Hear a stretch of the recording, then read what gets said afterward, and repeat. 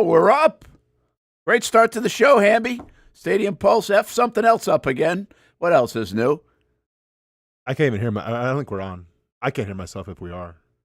I can now hear you. I can't hear you. I mean. How's that? How's that? Can you hear me now? I got nothing. Nothing? Wow. All right. Check. Mic check. It's a great start to the show. It's There really we how go. we wanted to come in. We just There we go. 100 miles an hour on a Friday.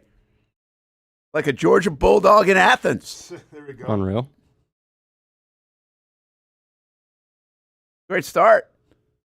Yeah, we'll get there eventually. It's only been, a year? Only had a year to move things around a little bit. We're all good, We man. look like the Jags in a scrimmage. Ooh. Except we don't got to play on Sunday. Or is there a post-game show on Sunday we got to come in for? Or are we good? No. I'm saying I'm on here. Yeah, I we have got a you. post-game show on TV. All right. Actually, a rare one on TV, by the way. There you Don't go. usually put them on TV. We'll have them on the Action Sports Jax 24/7 network all season. But we do have that happening at 4 o'clock to 4:30 on Sunday. We got an hour pregame show, countdown to kickoff, noon to 1. Nice, man. I'm hoping the starters play for an hour pregame show in a Yeah. preseason game. But, hey, everybody's excited to buy into the Jags, I guess, on the TV side on CBS 47. Brent Martineau, Austen Lane, Jason Hamby. Kasey Kuhrts will be along a little bit later. Hey, speaking of a little bit later, the Jags actually are going a little bit later today. They push their Friday practice to about, I think it's like 11:30, and they'll go for an hour. Fast Friday. You guys used to call them Fast Fridays, too, Fast right? Fridays. And then we find out, really the big thing is about 12:30, 12:40, right before the end of the show. I think we'll hear from Liam Cohen and find out if the starters are starting. So it's a guessing game here. I'm not going to do that the whole time. We've been talking about it all week. We'll figure out if they play or not. We know what happened yesterday, kind of a sloppy day. So between then and now, not really a lot has happened with the Jacksonville Jaguars. We'll take a look at what we think we'd be looking at. Let's assume that we'll see some of the guys that everybody knows. And maybe even on the back end a little bit, who could be fighting for a spot. We really haven't talked a lot about that. I mean, like, where is the bubble? We're more concerned with the top 30 right now because there's a little bit of concern at consistency and at positions like Eric Armstead, Mason Smith as well. So we really haven't even talked about that back end of the roster and how much competition there will be. Well, it's wild because didn't Liam Cohen come out and say that he knows 50 of the spots or something, 52? I can't remember what the exact word, like, verbiage was. Was it 50? 50. 50, okay. So then what? You have 4 spots? Well, and a big practice squad too now, right? Well, of Over the course, last few man. years in Yeah, the NFL. yeah, of course. And, like, listen, I appreciate the transparency on that because I think most of the times coaches want to say, well, it's anybody's spot. Well, no, it's not, because you're going to have a guy from the Colorado School of the Mines come in and try to make a spot, and he's probably not going to make it. You know what I'm saying? Like, that's just the way that it goes sometimes. That's reality. So I appreciate, the honesty and everything, but at the same time, like, if you're that sure about your roster, it also makes me a little nervous in terms of, well, then how much more do you really need to see from everybody?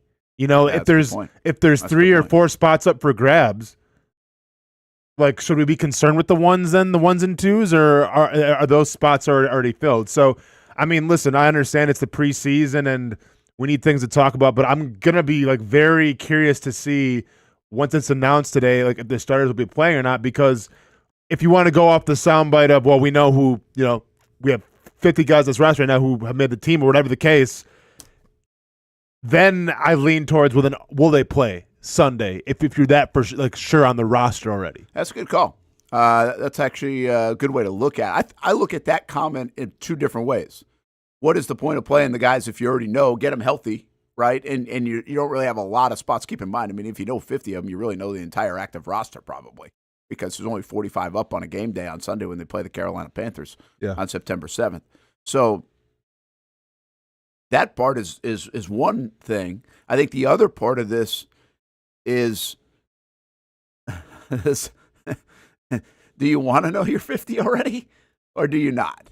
Right? Like, do you feel good about knowing you're 50 already, or do you feel like it'd be better if you had 60 guys competing for the last 8 spots on the roster rather than the last 3 spots on the roster, whatever the math works out to be. But I don't know what that says about where their team is, if he thinks that's good or not so good. Well, here's what it says to me.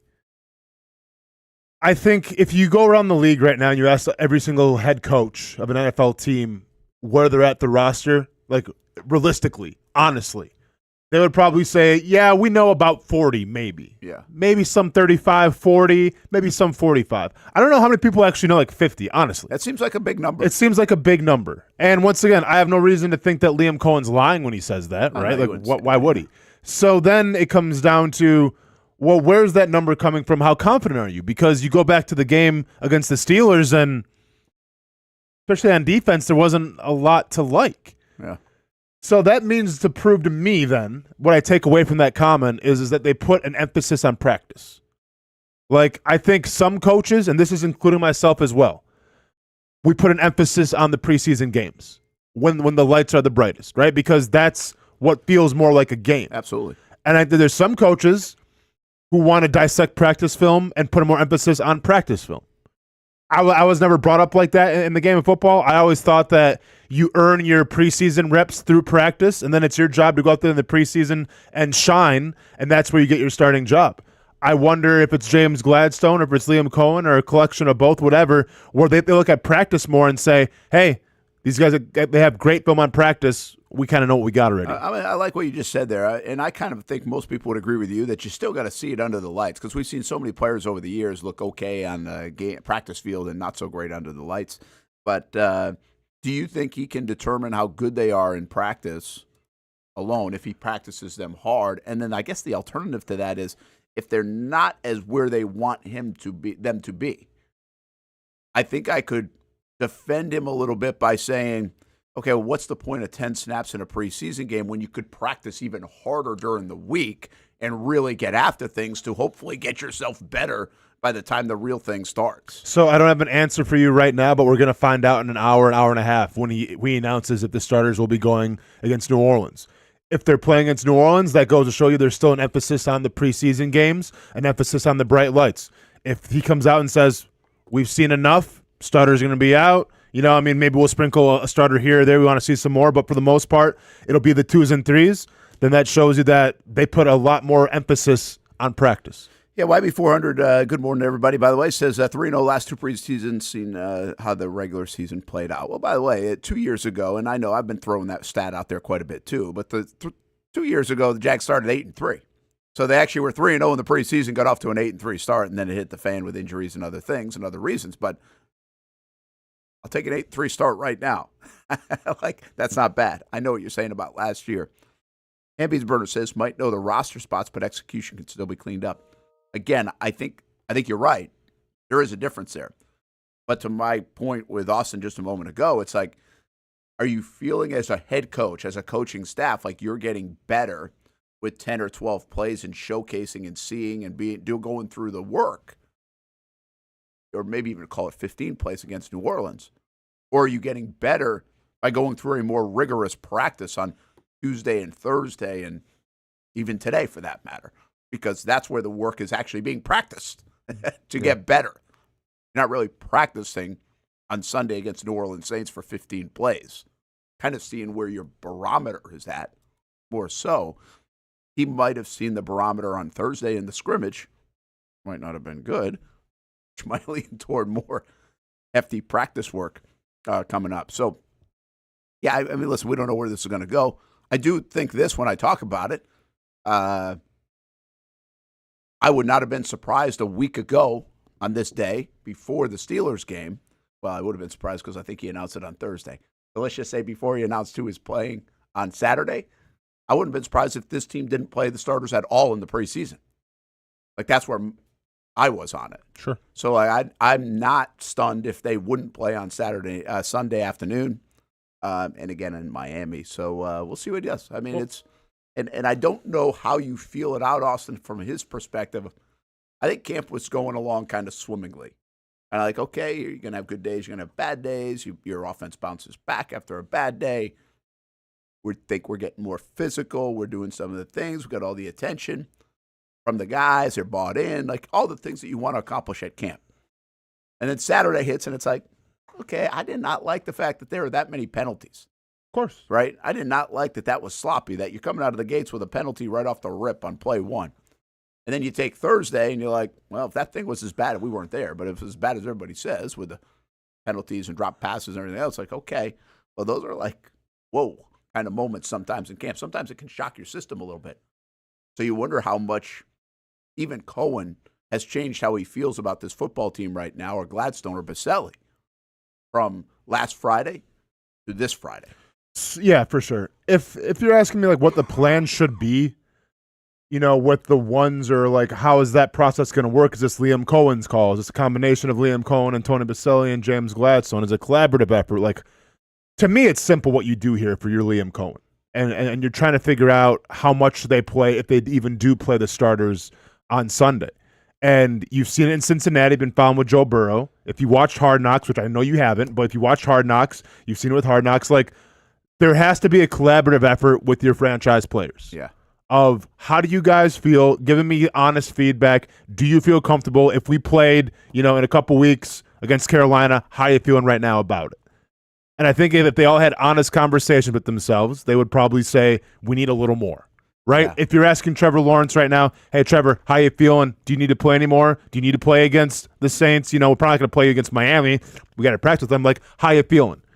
I would hope Trevor Lawrence would take it upon himself to say, you know what, I need a little more work.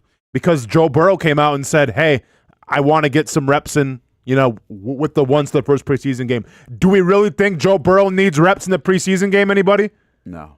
I think he showed you enough. I think he has a resume to say, hey, just sit this out and we'll be all good. Does Patrick Mahomes need reps in the preseason? No, but this is what you talk about, a collaborative effort. And I get it. Trevor Lawrence isn't nowhere even close yet to a Joe Burrow status, to a Patrick Mahomes status. But the hope here is that one day we're going to count on Trevor Lawrence just like the Chiefs count on Patrick Mahomes, just like the Bills count on Josh Allen, just like the Bengals count on Joe Burrow. And if that's the case, then have the collaborative effort, ask Trevor Lawrence, ask Josh Hines-Allen, all the leaders in your locker room, and have him tell you the truth. Well, in this sense, I do think he's like those guys. He's your franchise quarterback. And so, like, if he thinks you need it and those guys, to your point, need it, then you go, you still collaborate, to your point, with that. I think it's interesting. I believe it is Mahomes. I think Mahomes said he's even going to play more this week than he played last week. I think the Burrow one's fascinating because I think it's a bit of a tactic by Cincinnati to get rid of the slow starts as well that they've been riddled with. I mean, that's what they've said, at least. Yeah. Coming out of, it might be a Burrow thing. He obviously has to check off the box. But it's a Burrow thing. To get that team ready to go. Okay, when they stink in the early going, I think it's a new method as well to be like, at least it's easier for Zach Taylor to sign off on it. Sure, yeah, but we can sit here and make arguments the Jaguars went undefeated last year in the preseason. Like, does your preseason showings really reflect like how the regular season goes?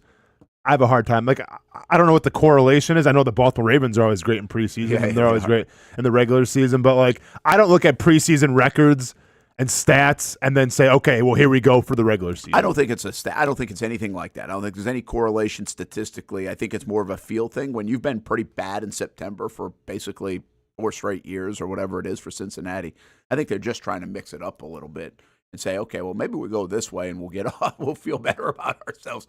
And I think it worked perfectly, really, for Cincinnati. I mean, they got off, went right down the field, boom, boom, boom. They feel good. They probably feel like they're going to go out and score 40 points in the opener. I don't even know who they play. Yeah. Hamby's burner, sure. Is Lamar Jackson playing in the preseason? Like, that's what the point was. Can you start using Lamar's name when referring to top quarterbacks? I'll just refer into the quarterbacks that I know played in the preseason so far. I'm not sure if Lamar Jackson's played in a preseason game. Yeah, he might not be. But I'll have an asterisk next to But we can if we want to.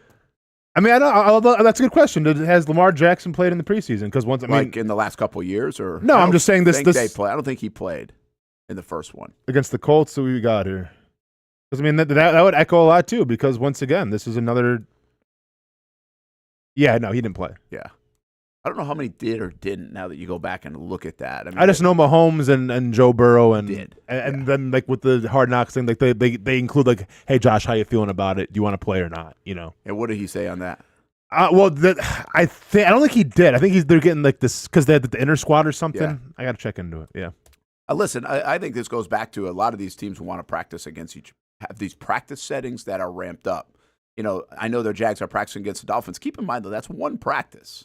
Like, you can't just sit here for a couple of weeks and be like, hey, well, don't worry, though, we're practicing against the Dolphins next Thursday. Like, that ain't enough. I mean, one practice isn't going to tell the story either. Mm-hmm. So it just really depends how much work you think you have to get in. And this is kind of the time of year where I think the practices take on a new turn too, and maybe you can speak on this a little bit.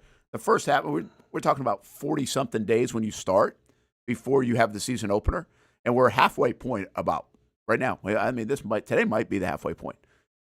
I think the first few weeks is kind of like getting to know that staff, getting to know the offense, the install, your team, the chemistry, the bonding, this sucks, like the hotel, the everything else. Mm-hmm.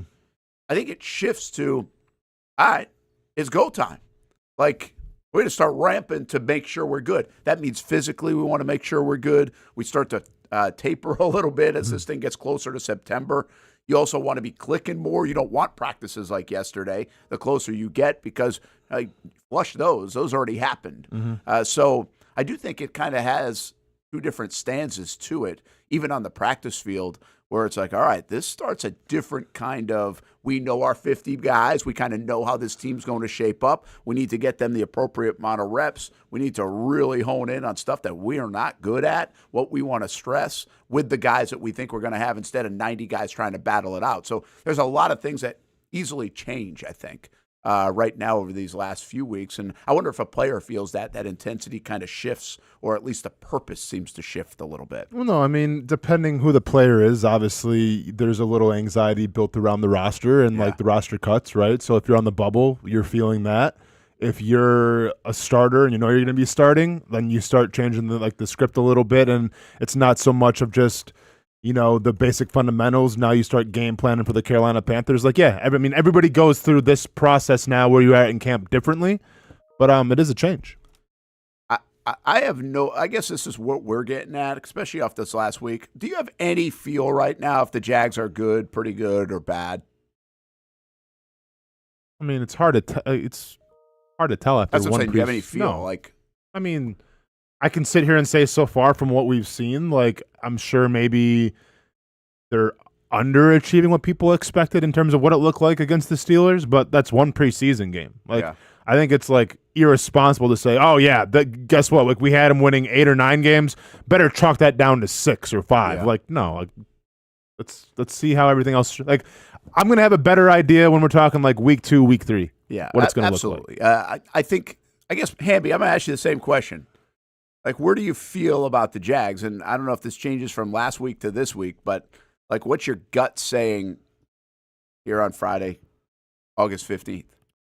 Yeah, I would say that my gut says that I am slightly discouraged from all the things that we've seen out of camp and against the Steelers. Not that those things can't be flipped on their head if with a better performance this Sunday against the Saints.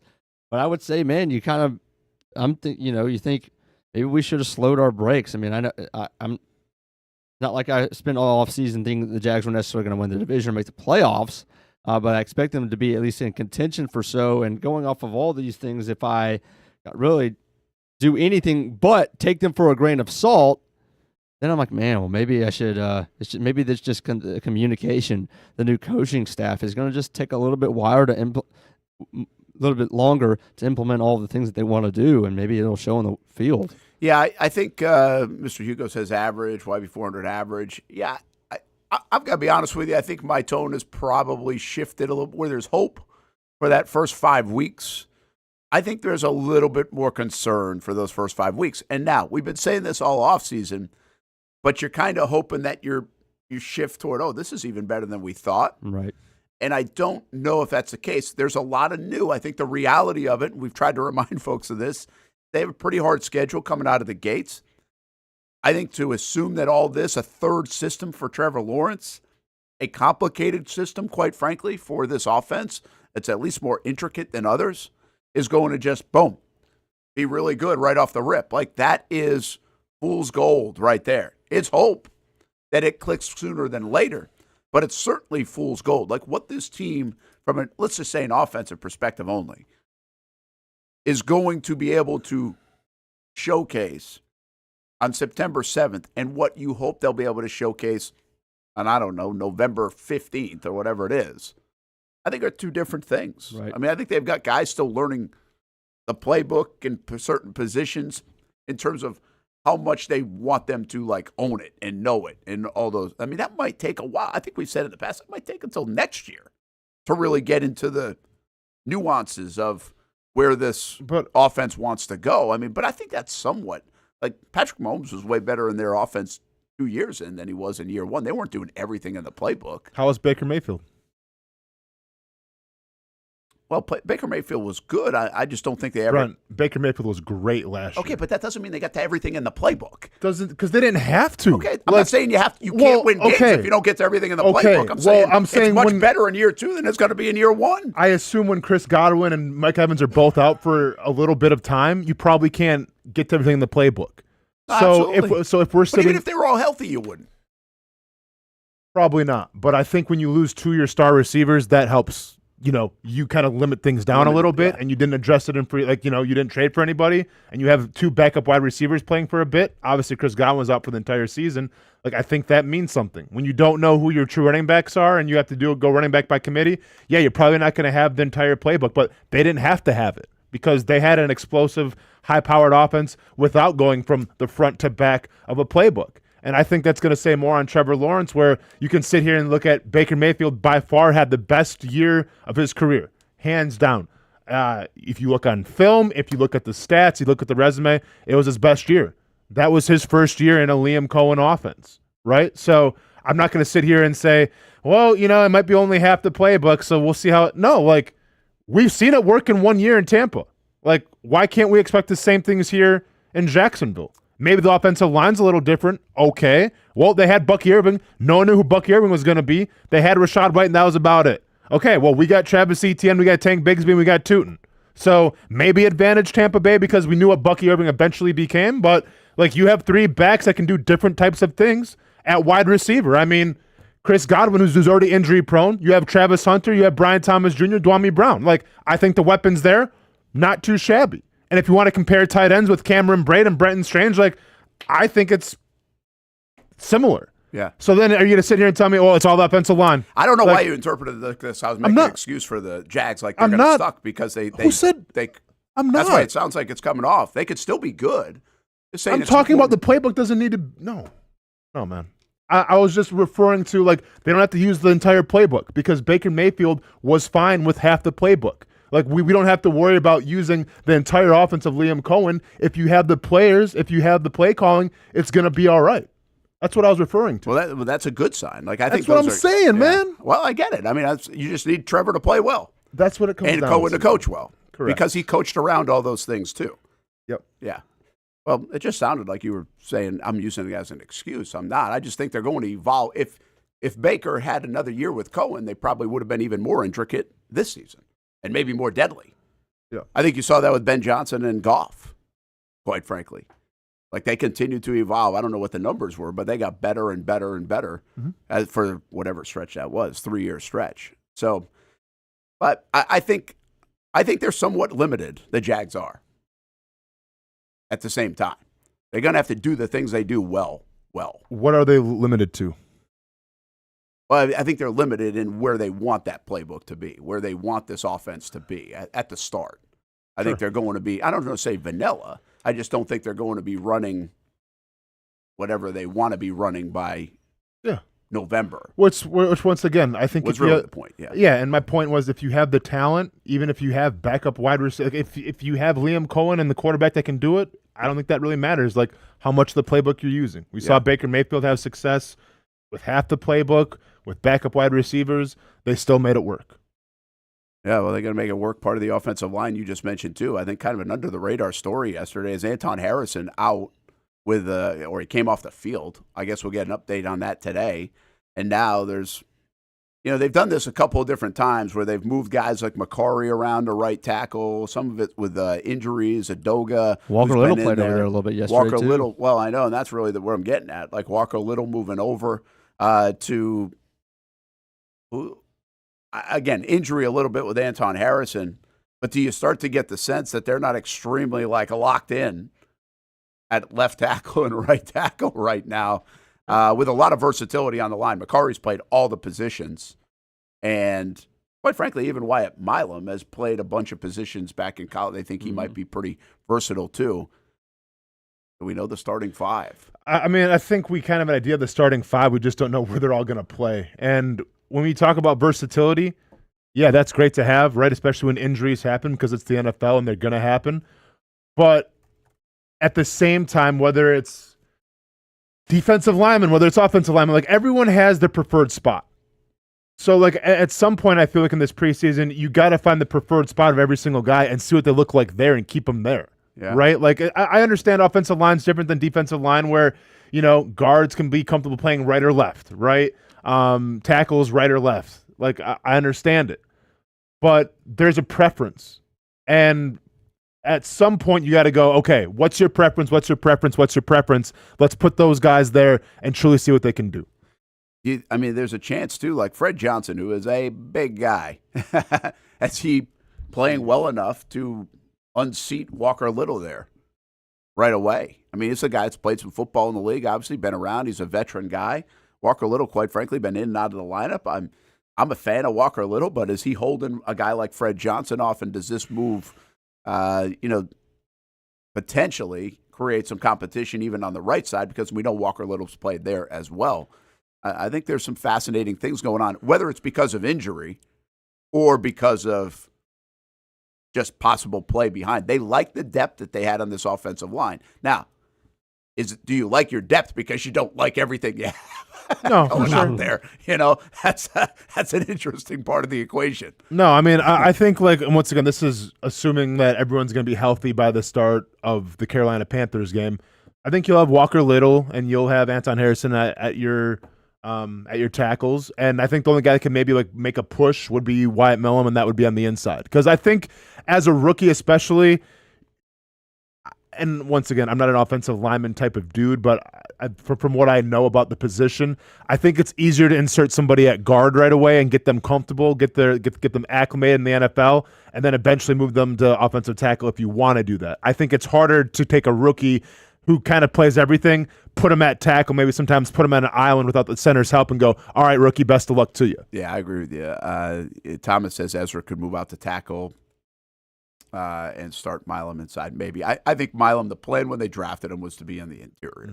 Mm-hmm. Now, I like that. I think coaches and everybody else seem to be a little bit more okay with that. I think we seem to be a little not okay with that, moving guys around to all these different spots. And as also just said, like, hey, what's your best spot?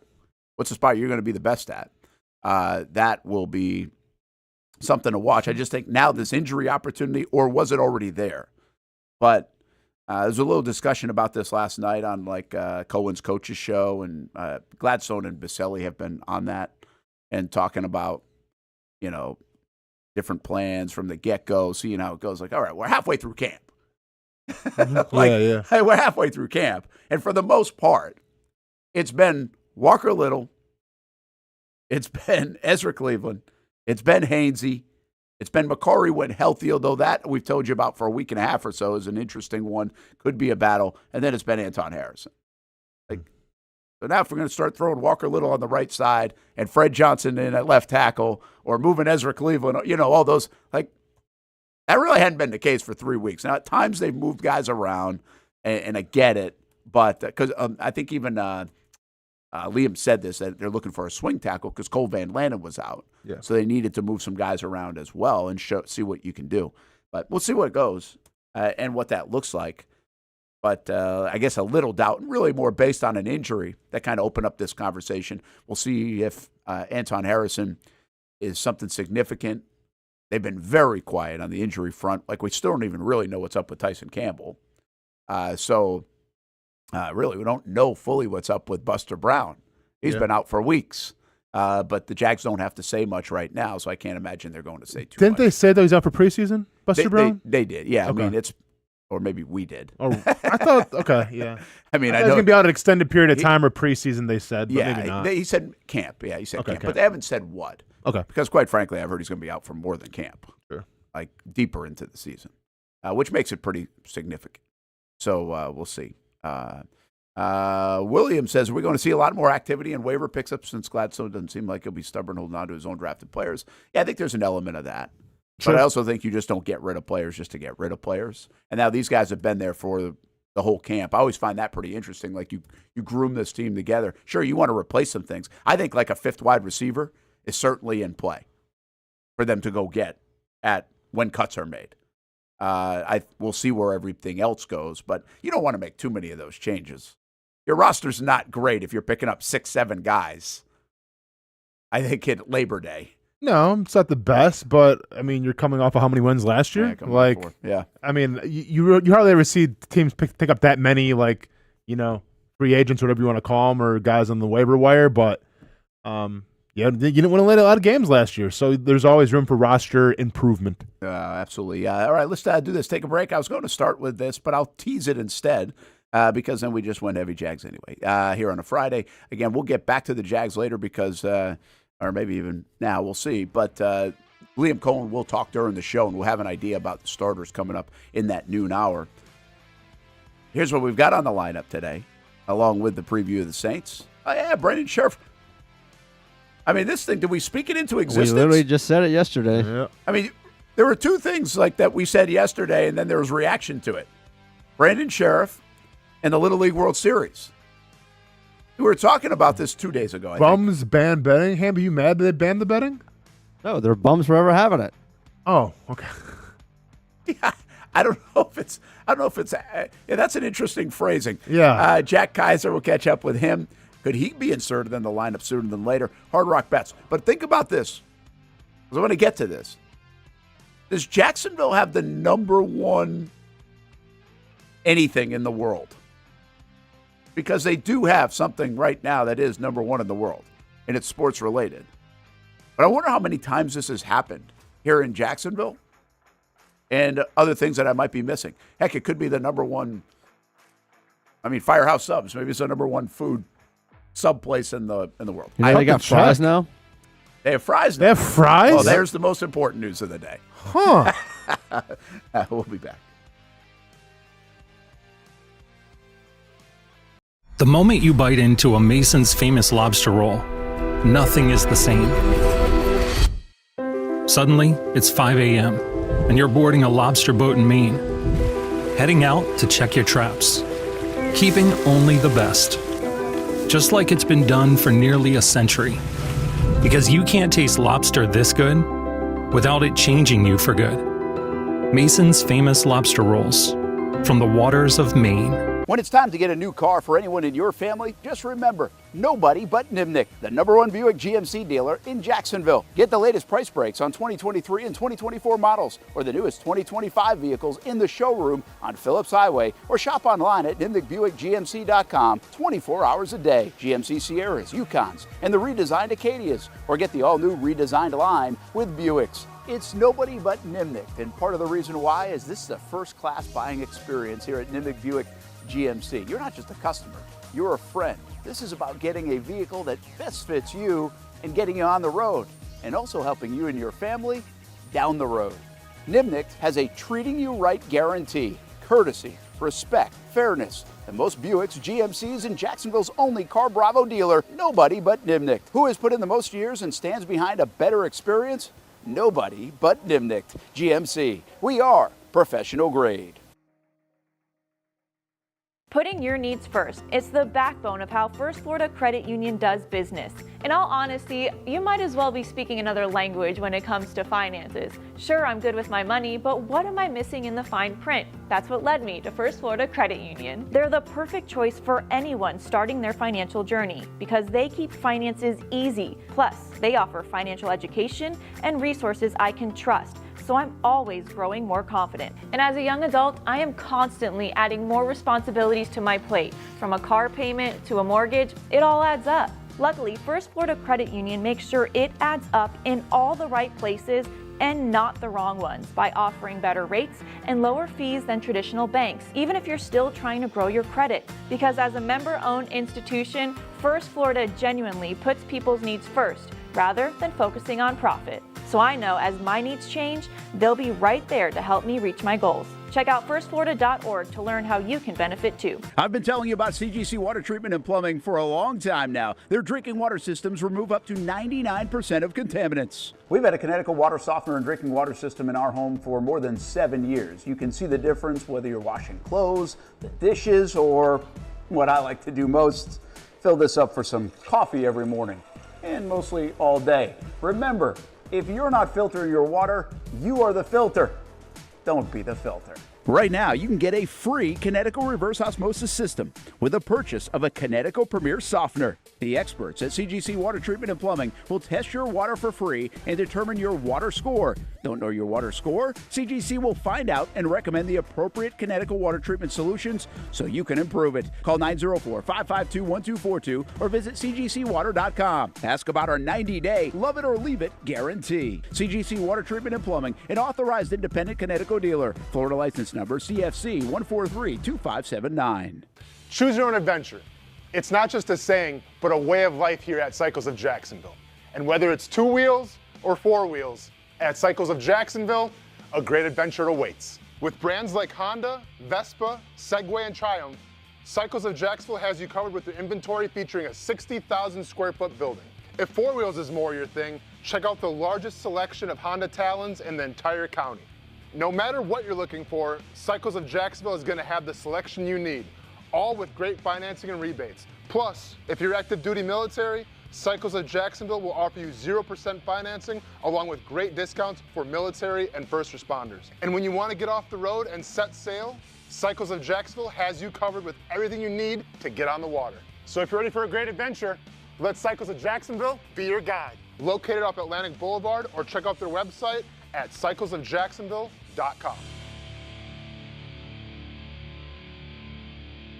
How do we make Mason's famous lobster rolls? It's simple. We get up before dawn, head into the open waters of Maine, haul in our traps by hand, and send only the best straight to our restaurants, where we add warm butter or chilled mayo with a squeeze of lemon and pile it on a toasted split-top roll, just like it's been done for nearly a century. That's the recipe for Mason's famous lobster rolls. Welcome back to the Brent and Austen Show, streaming on the Action Sports Jax 24/7 network. MMA this weekend, boxing this weekend, Oh, boxing. preseason football this weekend. And yeah, far be it from us to talk about boxing as there is, because, I mean, let's be honest, unless you're talking about Canelo or Terrence Bud Crawford coming up, you know, there's not a lot for the casual fan. But there is something to break down. For this weekend, though, because we have, I believe it's going to be Dubois, and I forgot who he's fighting. But Brent, he is known as the Body Snatcher, which, as far as nicknames are concerned, not bad. Scary. Not sure if you've ever seen Invasion of the Body Snatchers. Scary movie. No? Hamby, are you big Invasion of the Body Snatchers guy? Is this like years and years ago? Oh, yeah. It's like way back? I would probably put it like at a mid-'80s sci-fi, if I'm not mistaken. Yeah. Yeah, so it's... How frustrated do you get on the show that we've seen like nothing? No, it's fine, man. I'm used to it. But by the way, and I said it was Dubois. Actually, I think it's Dylan White that we're going to be bringing up here. So Dylan White is the guy. It's ready. I get him confused because they're all from England. But Dylan White, you know, they had kind of like their face-offs and everything like that because he's fighting Moses Utama, I believe his name is, coming up this weekend on DAZN. Check your local listings. But let's see let's see the announcement here for him making his, like face-off in the press media and everything like that. The interim world champion, Dillian, the Baby Snatcher White. Oh, boy. Oh, boy. Now, let's not call somebody the Baby Snatcher Yeah, I'm not when really it's big on supposed to that be. And I've seen that guy before, the announcer. He used to call wrestling. His name's like Mario something. He looks like Joe Tess. Guy's a professional. But, man, to go from Body Snatcher to the Baby Snatcher. And obviously, Dylan White was not happy about it. Yeah. He had some things to say about it. Did he? after. Oh, yeah, as he should have. Yeah. So then that kind of got me on a little bit of a thing quick. Craziest or best sports nicknames. Wow. Ones that stand out to you guys. First one that comes to mind is the Big Dumper. The Big Dumper? That's the most recent, right? Yep. Adam, I'm aware of it, man. I mean, he's talented when he's talented. Like, he's Very high energy, but yes, he's been He's talking reported. about. I don't know who he's talking about. Right? I forgot. It's talking Mario about me. Renault or something. Maybe Brent too. Yeah. Yeah, Brent's trying to jump over my throat about talking about the playbook, but all right. You were pissed. Yeah, you were pissed. I'm like, what? No, what you were pissed. I was pissed?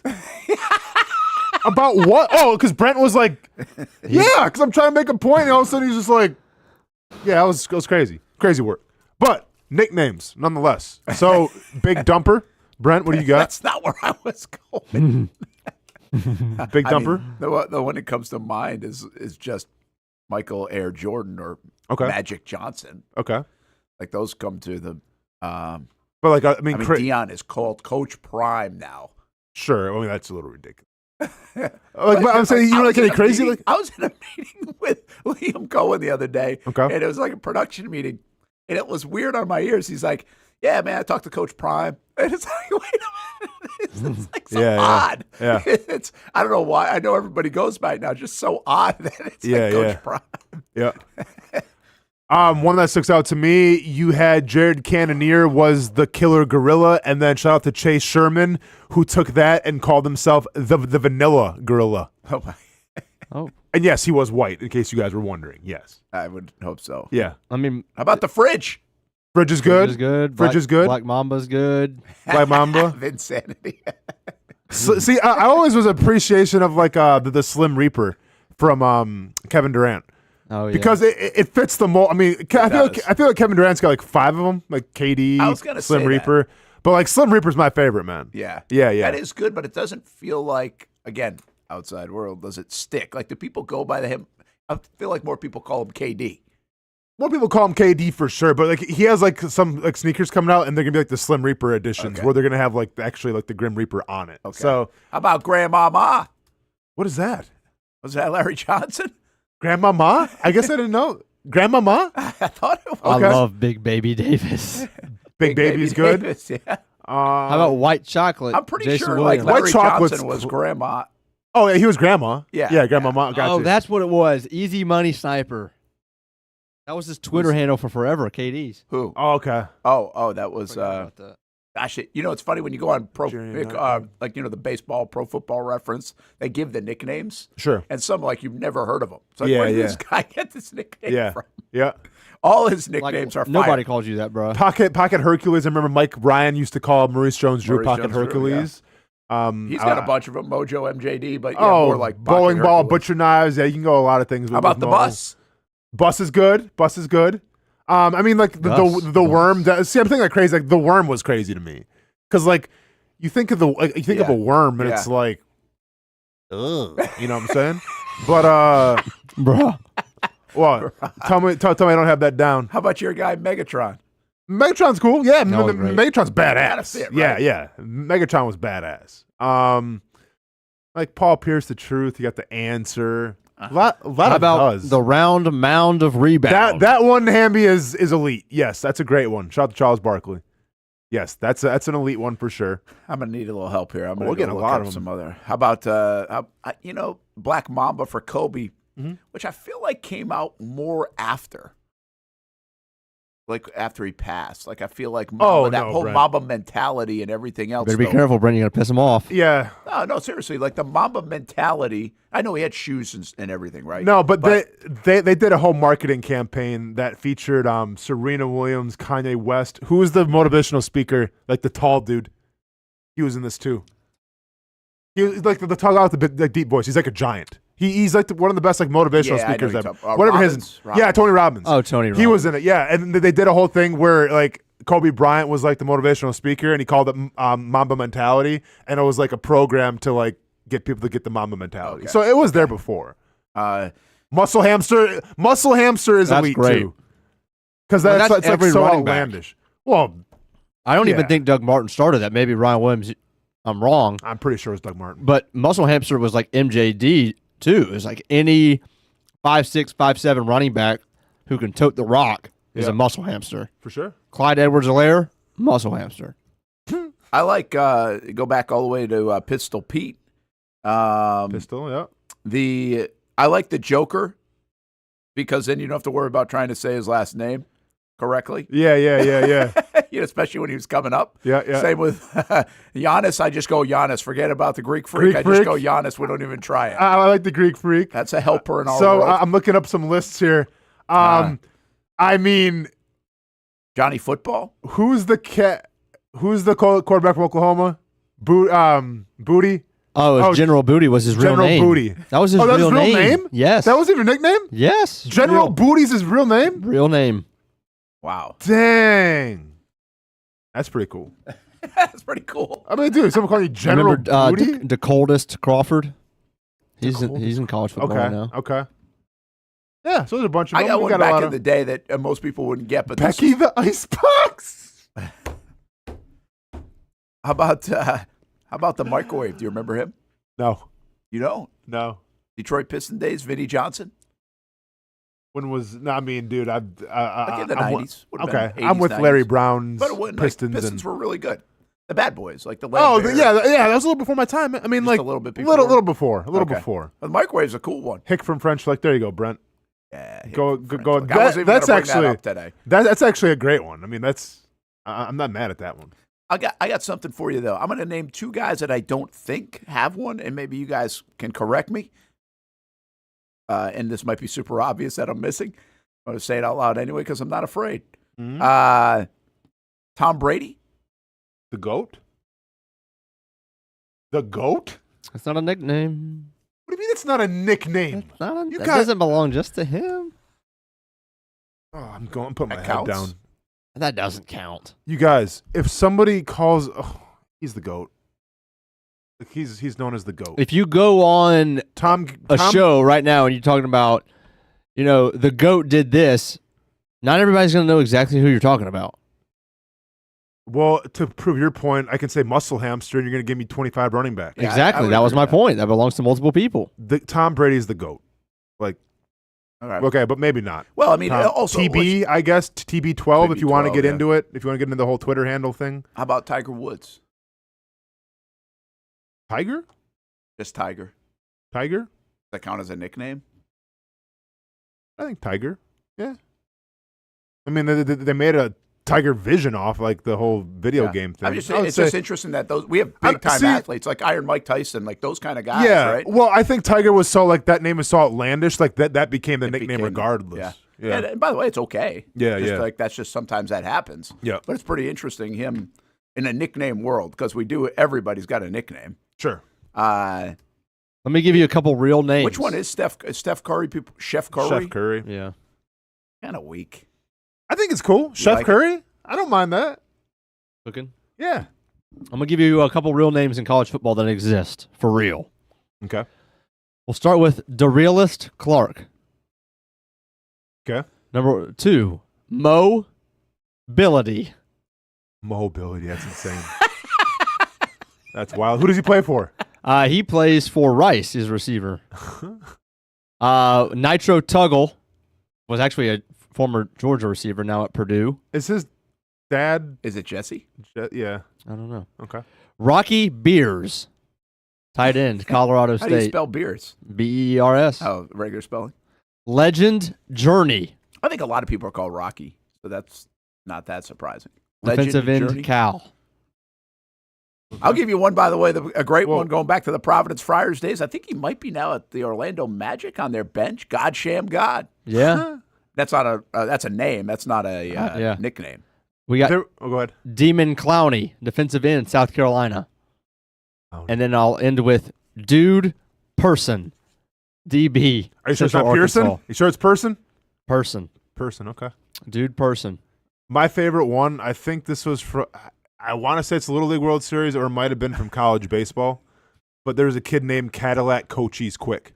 I think it was Little League. This is like back when I was a kid. Yeah, it was Cadillac Cochise Quick. Dude, you want to talk about just your parents setting you up for success? Yeah. I mean, you kidding me? You have a name like Cadillac Cochise Quick, you can do whatever you want to do in life. Somebody should actually come up and do this. This would be the hell of a deep dive, or maybe AI can help. I don't know. But the names that people get given that just don't fit. Yeah, because often, you're like, hey, like, God Sham God's got be like a really good athlete or something, Yeah, right? yeah, Or yeah. like some of the guys you just named, like mobility, better be able to play. Hey, he better Right? be mobile. Like Better be fluid. But what are the ones where they named like Speed Robinson? And the guy, he's 350 pounds and can't move. That's true. Although Well, sometimes it's a joke. pretty well, you're right. So sometimes it's like the opposite. Yeah, that's true. Like tiny or something. He's Yeah, like, true, tiny. 6'8". Oh, somebody said XFL legend. He hate me. Rod Smart. He hate me is a good one. I like that. You got to be pretty brash now to be naming your kids some of the things you name your kids. Oh, A lot of it's yeah. nickname driven. I get it, but All right. Well, I've added to the chat today. We bumped our numbers up a little bit because people keep commenting. So there you go. You guys are welcome. was Pokey Reese a real? Is that his real name? I'm not sure. Pokey's a good one. Pokey Reese. Reds Brewers this weekend. Wonderful Reds Brewers this weekend. Wonderful, terrific Mons. That's what sport? That's crazy. I've never heard of that. There was a name Fenway Pats, or was that just a misspelling? Yeah, Fenway Parks. There are a lot of guys that are named Jeter.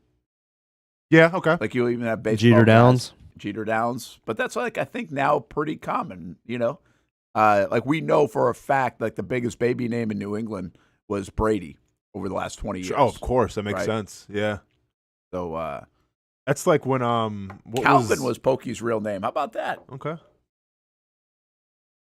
What I was gonna say. Oh yeah. That's kind of like when like Twilight was a big thing and like they wanted like all the women want to name their kids after like Twilight. Like, is it Bella?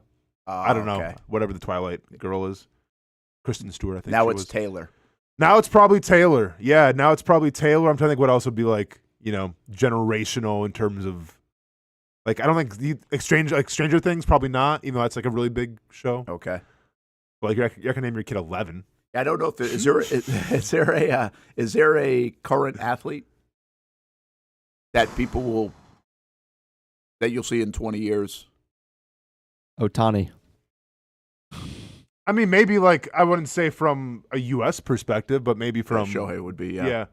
Like I don't That's a feel good like are there question. a lot of LeBrons coming down the road? See, I feel like Like LeBron. King's a popular. King's name popular. now. King's popular. But see, also like if I'm gonna name my kid LeBron, like there's a direct correlation already. Like I'm all for tributes, but like don't name him the exact. Like, yeah, LeBron. Like okay, well obviously this person was a LeBron James fan. Yeah. But like if you name him King, you can be like, okay, well was he a LeBron fan? Like there's I know Travis. King. Yeah, King Travis Boyles. Hunter, Travis Kelsey. You might see some Travises. Might see some Travis. How about Hunter? Hunter, bring it back. I used to Hunter? know some kids named Hunter. I feel know a like when couple I grew up. Hunters. Yeah. I know a couple Hunters. Yeah. Khaleesi. Is that real? Khaleesi? I'm sure it is. Yeah. That's kind of a cool name, actually. Khaleesi's not bad. Yeah. But then, but my only gripe with Khaleesi is like, I mean, if you're just, because it sounds foreign, So like if you're in class, like I'm Khaleesi, like oh really? Because you don't look. Like, I feel like Khaleesi's got to look a certain way. Yeah. She has to look like she's Darth Raki. That's what she was in the show. Okay. Yeah. I wouldn't have all those associations. It's all good, man. Well, no, I'm sorry. Khaleesi was Targaryen, but she married the Darth Raki. I'm back, everybody. Sorry, all you Game of Thrones people out there. But we don't think there'll be a lot of Drakes and Kanyes. Drake's a little too aggressive for me. Hey, first person in their kid Kanye is getting like social services called on him because that's probably not a good household. I'm just saying. Dick Trickle. Yeah. Friend of my stepdad. Who's that? Dick Trickle. Oh, Dick Trickle. Yeah, we used to grow up watching about him. that the other day. Shout out to Golden Sand Speedway. It's where he got to start. Is that Wisconsin? Yeah, he's from Wisconsin. So my stepdad went to school with Dick Trickle's kids. Oh, okay. Yeah. But then he because That must have been something. Yeah. something. It is. That's like another one. And I think he had some success in NASCAR. Dick Trickle? Yeah. But, I mean, some, right? Or did he have like the winless streak at a while? Like I where he don't- had been in like however many races. He might have had that. I'm gonna say I don't remember him ever winning, But and we watched a lot. so I guess my thought process, and this maybe happens a lot more in sports now, especially with social media and everywhere else, but like the name that everybody knows, but really didn't, like feels bigger name than obviously anything they did. Sure. Oh, yeah, And without he a would doubt, definitely man. fit that. Right? Without a But there's doubt. probably a lot of those now because people get famous like Yeah. overnight. Mm-hmm. But that was unique in that day, just Oh, based on the name. I think it's unique whatever time period. Yeah, well, that name. Like, was yeah, you hear that name, and that's just like, yeah, it's going to raise some eyebrows. Fair hooker. We actually, is that really a name? I don't remember that name. Fair hooker? Tell you what, Mr. I Pitco's mean- going into the encyclopedia. Forget it, man. I don't care if I'm going to put the company in jeopardy. I'm typing it in. Yes, but Oh, yeah. Hey, you know it's legit when you type in fair hooker and nothing inappropriate comes up, and it's just this dude from the Cleveland Browns. how about that? Number 40. Hey, you know you're hurting when you're 43, and number 43, and you're a wide receiver. At least it says wide receiver on his playing card. He might have been a running back too, but Malik Hooker and Fair Hooker. fair hooker. All right. 11 o'clock hour right around the corner. Brent and Austen Show, Action Sports Jax 24/7 Network. And we've got a little football tonight. Or not tonight, this weekend. We've got football there's all some weekend. tonight. There's some tonight. Mhm. Brendan Scherff is what you're seeing right now. And Brendan Scherff has retired. What a nice career. You know, when he came into Jacksonville, I thought one of the most decorated players the Jags have ever had on their roster. If you really look at his resume. Problem is we didn't get that kind of football here in Jacksonville from Scherff. I think he got a great pro, a tough dude. I think he was really good for the room. And at times I think he played good. But he also battled injuries quite a bit later in his career. Last year might have been his best year in a Jags uniform. And it was his final one as he now retires. I'm gonna say this much. I forgot like where he was drafted. Like, was he I top think 10? he was top 10 guy. Top 10 I think he guy. was. But like, you know, because eventually, like, I'm sure it's gonna come down to the Jaguars having to rebolster up their offensive line again down the road, right?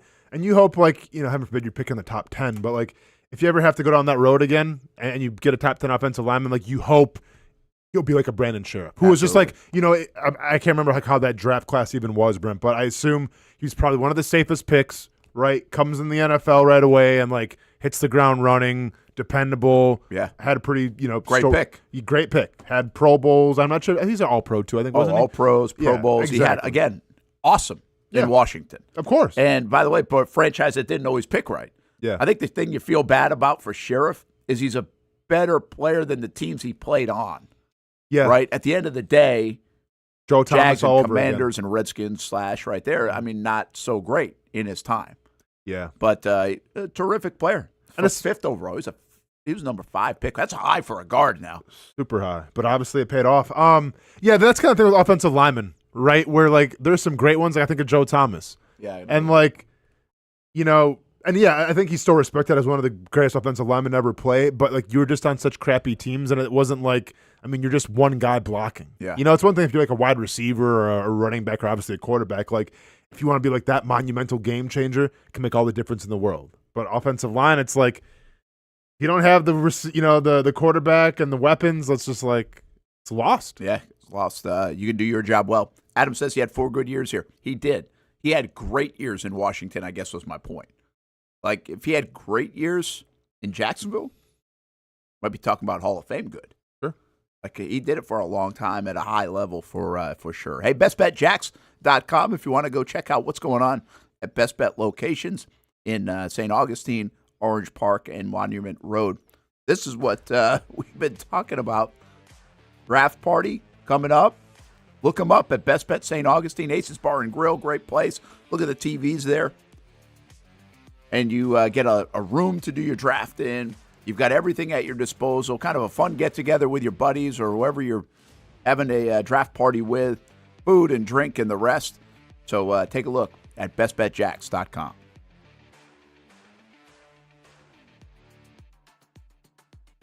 Most of us know how to throw.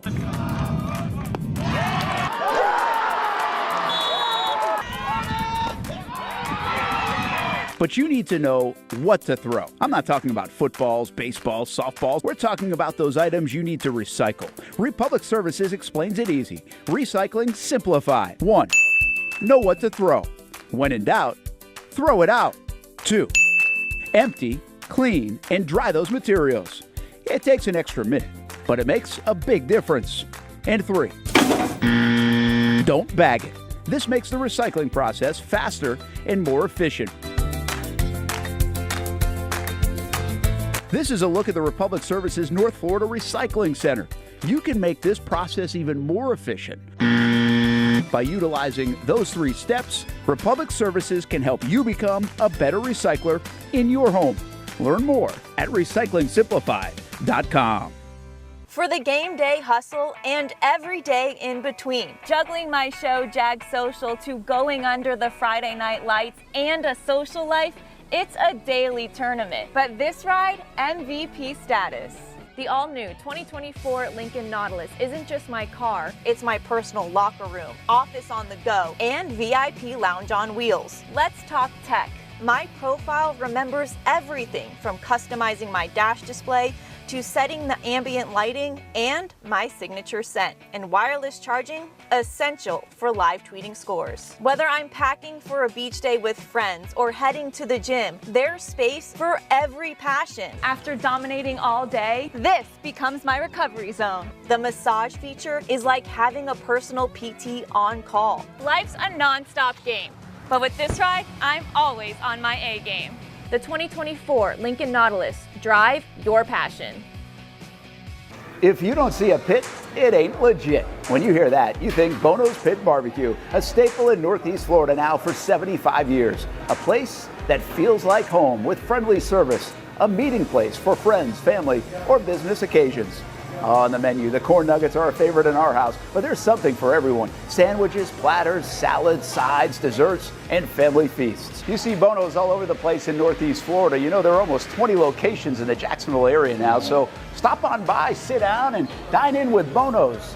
You can also take it to go. There are drive-thrus in many of the locations, and they have delivery options too. Just download the Bono's app to make things easy. I signed up for the loyalty program, and you can too, to get special offers. If Jacksonville is home, few things feel more Jacksonville than Bono's Pit Barbecue. Celebrate 75 years and many more to come. Bono's Pit Barbecue. If you don't see a pit, it ain't legit. People helping people. It's at the core of what Alive Credit Union is all about, and it's been that way for over 70 years. From the start in 1954 to today, the mission remains to inspire financial wellness and give you a financially fit lifestyle. Alive Credit Union and its employees are committed to not only serving their valued members, but also our community here in Northeast Florida. I had a chance to see that commitment firsthand as Alive partnered with our Action Sports Jacks 24/7 team to bring you Armada men's and women's soccer broadcasts. Inside the 18, it is a shot, and it's a goal! Chloe Chivers! And that connection to the community continues with Alive Credit Union's support of the Police Athletic League of Jacksonville. Alive Credit Union's commitment to our community also involves serving the financial needs of all first responders through the recent merger partnership with City and Police Federal Credit Union. Join the community and become a member of Alive Credit Union today. Find out the many ways you can be inspired in financial wellness at alivecu.coop.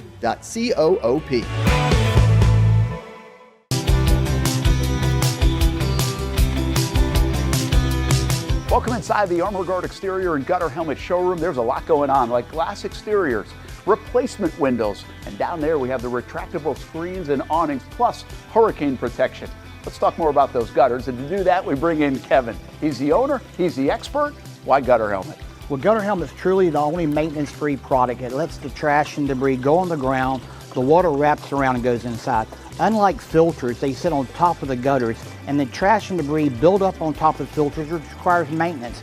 With gutter helmet, we're going to keep you off the ladder, the most dangerous thing in your garage. With gutter helmet, you'll never clean your gutters again.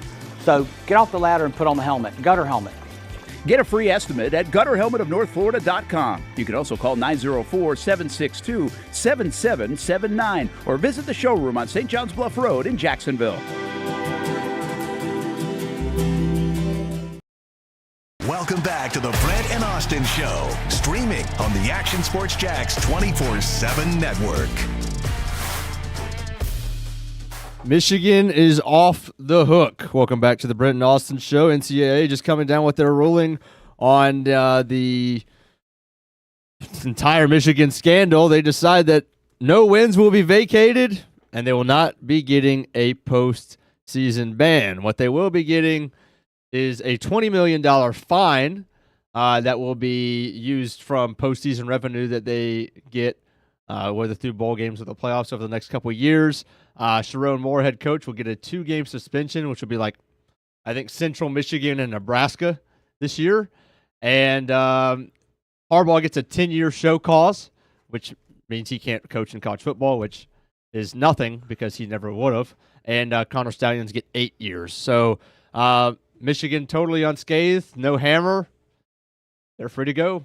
Well, first of all, this isn't surprising to anybody. What was like the worst that could have happened? Like, that sounds like a lot. Show cause is kind of one of those interesting, I think, phrases in sports. But like, well, they weren't getting the death penalty. Well, they could have made him vacate wins. Whee! Yeah. Who gives a damn? Yeah.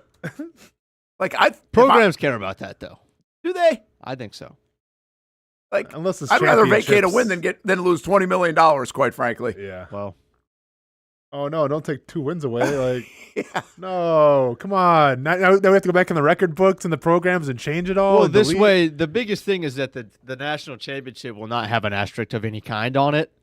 And technically, nobody, like, there was a 1% chance of that happening. But technically, I guess it was a possibility, within the realm of possibility, that they would put an asterisk on that title.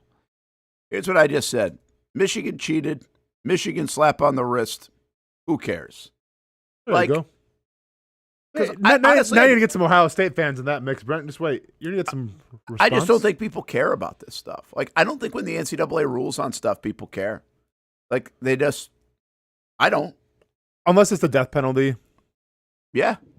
That's going to really hamper your program. I mean, they basically said, hey, a couple of guys that aren't in college, like, that don't even care about coaching or whatever. Connor Stallions is doing something, I guess, but – who cares about Connor Stallions in the grand scheme of Michigan and football and everything else? I mean, they were never bringing him back. Jim Harbaugh, great. Like, Harbaugh's the one that actually probably suffers the most if he wanted to come back. But he's not suffering anything because he's got a job in the NFL getting $12 million a year or $15 million a year, whatever it is. I don't know. But it's just that these things are so stupid. Like, they're so dumb. They really are. Like, I just don't – people just don't care. And that's why cheating is worth it. Yeah. Like, cheating's worth it. Because, well, college football needs Michigan to be, like, what are they going to do? Give them the death penalty because of what's going to happen? Yeah. Like, that hurts the brand more than it helps the brand. So, like, yeah, give them the slap on the wrist and Dennis Dotz just said this. He just tweets, Michigan fan, was it worth it? Basically $20 million in exchange for the school's first natty in 26 years. I would say so, huh? And hey, you're $20 million. Mm-hmm. And also, how much did that generate then? Because you won a national championship, right?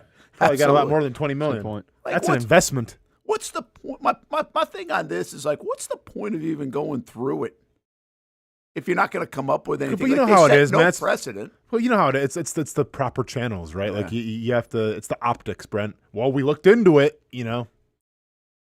I think it's more just about then. Like it's just about the NCAA, like feeling good about themselves. I think so too. I think doing their due diligence But they didn't safeguard anything, is my point, right? Like, there's nothing that's changing other than now you're aware that some people might do this.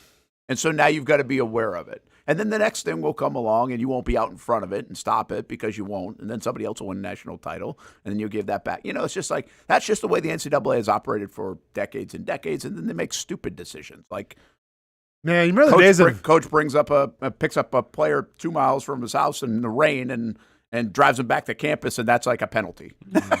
Like, man, quiz go back to the days, Brent, when guys were getting tattoos illegally and everything, and like we were all concerned about that, and like taking away Heisman's and Russell canceling lost his job because of tattoos. Of tattoos. We've come a long way, Brent. Look at us, man. Whatever. Again, I'm not a Michigan hate or whatever. I don't care. I just don't care. I don't care that I'm an NCAA despiser. Yeah, I don't care that they found them. I don't care about the $20 million.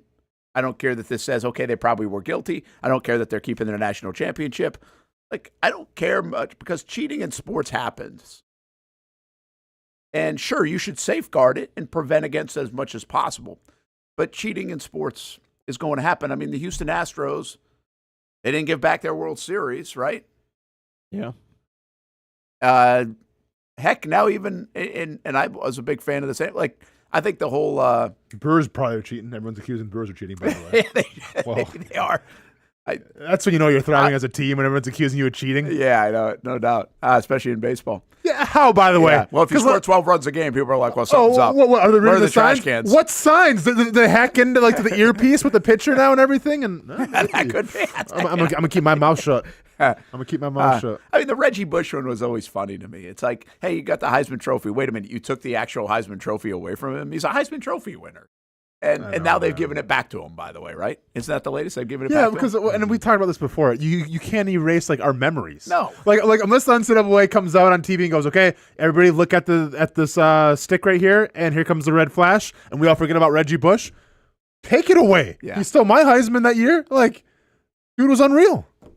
We don't, again, I don't say it's just for me. I think in the public's mind, they just don't care. There's so much new. First of all, this is how many years ago now Michigan won? Is that 2 years? 2 years ago. Yeah. Okay. So it took 2 years. Well, guess what? I don't remember what the hell I did 2 days ago. Yeah. So that's one thing. Then there's so much crazy mud in it, and the wording and the verbiage and the this and the that, and it drags out and you can't follow it. I feel bad for the people who have to report on it, because I think the people who are reporting on it and following it, it's like you're reporting on nothing. Nobody cares. And it doesn't lead to anything. What does this lead to? What is Michigan going to suffer? They got a $20 million donor across the street that can make up for the $20 million they're about to lose. Yeah. They just paid their quarterback $12. Yep. Crazy. I mean, so it's just wild to me.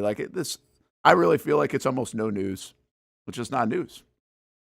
Although I talked about it for 10 minutes. Yeah, some mission accomplished, man. Maybe they gave them what they wanted, Brent.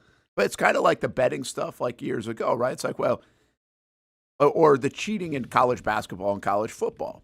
This is how I feel about this stuff, and this is why I really feel like let's just say the guardians of the sport are really your presidents, your ADs, and your coaches. Because the public doesn't care if your team in Kansas and Arizona and other teams are cheating. Because all they really care about is either their team or their bracket in March.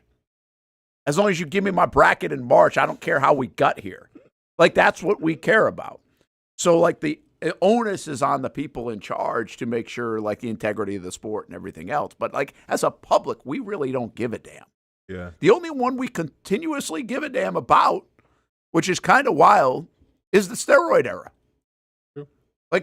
Those are the guys, to me, that continue to be punished maybe more than any other scandal in the history of sports, it feels like. I know that just said something very loud, and I'm probably wrong.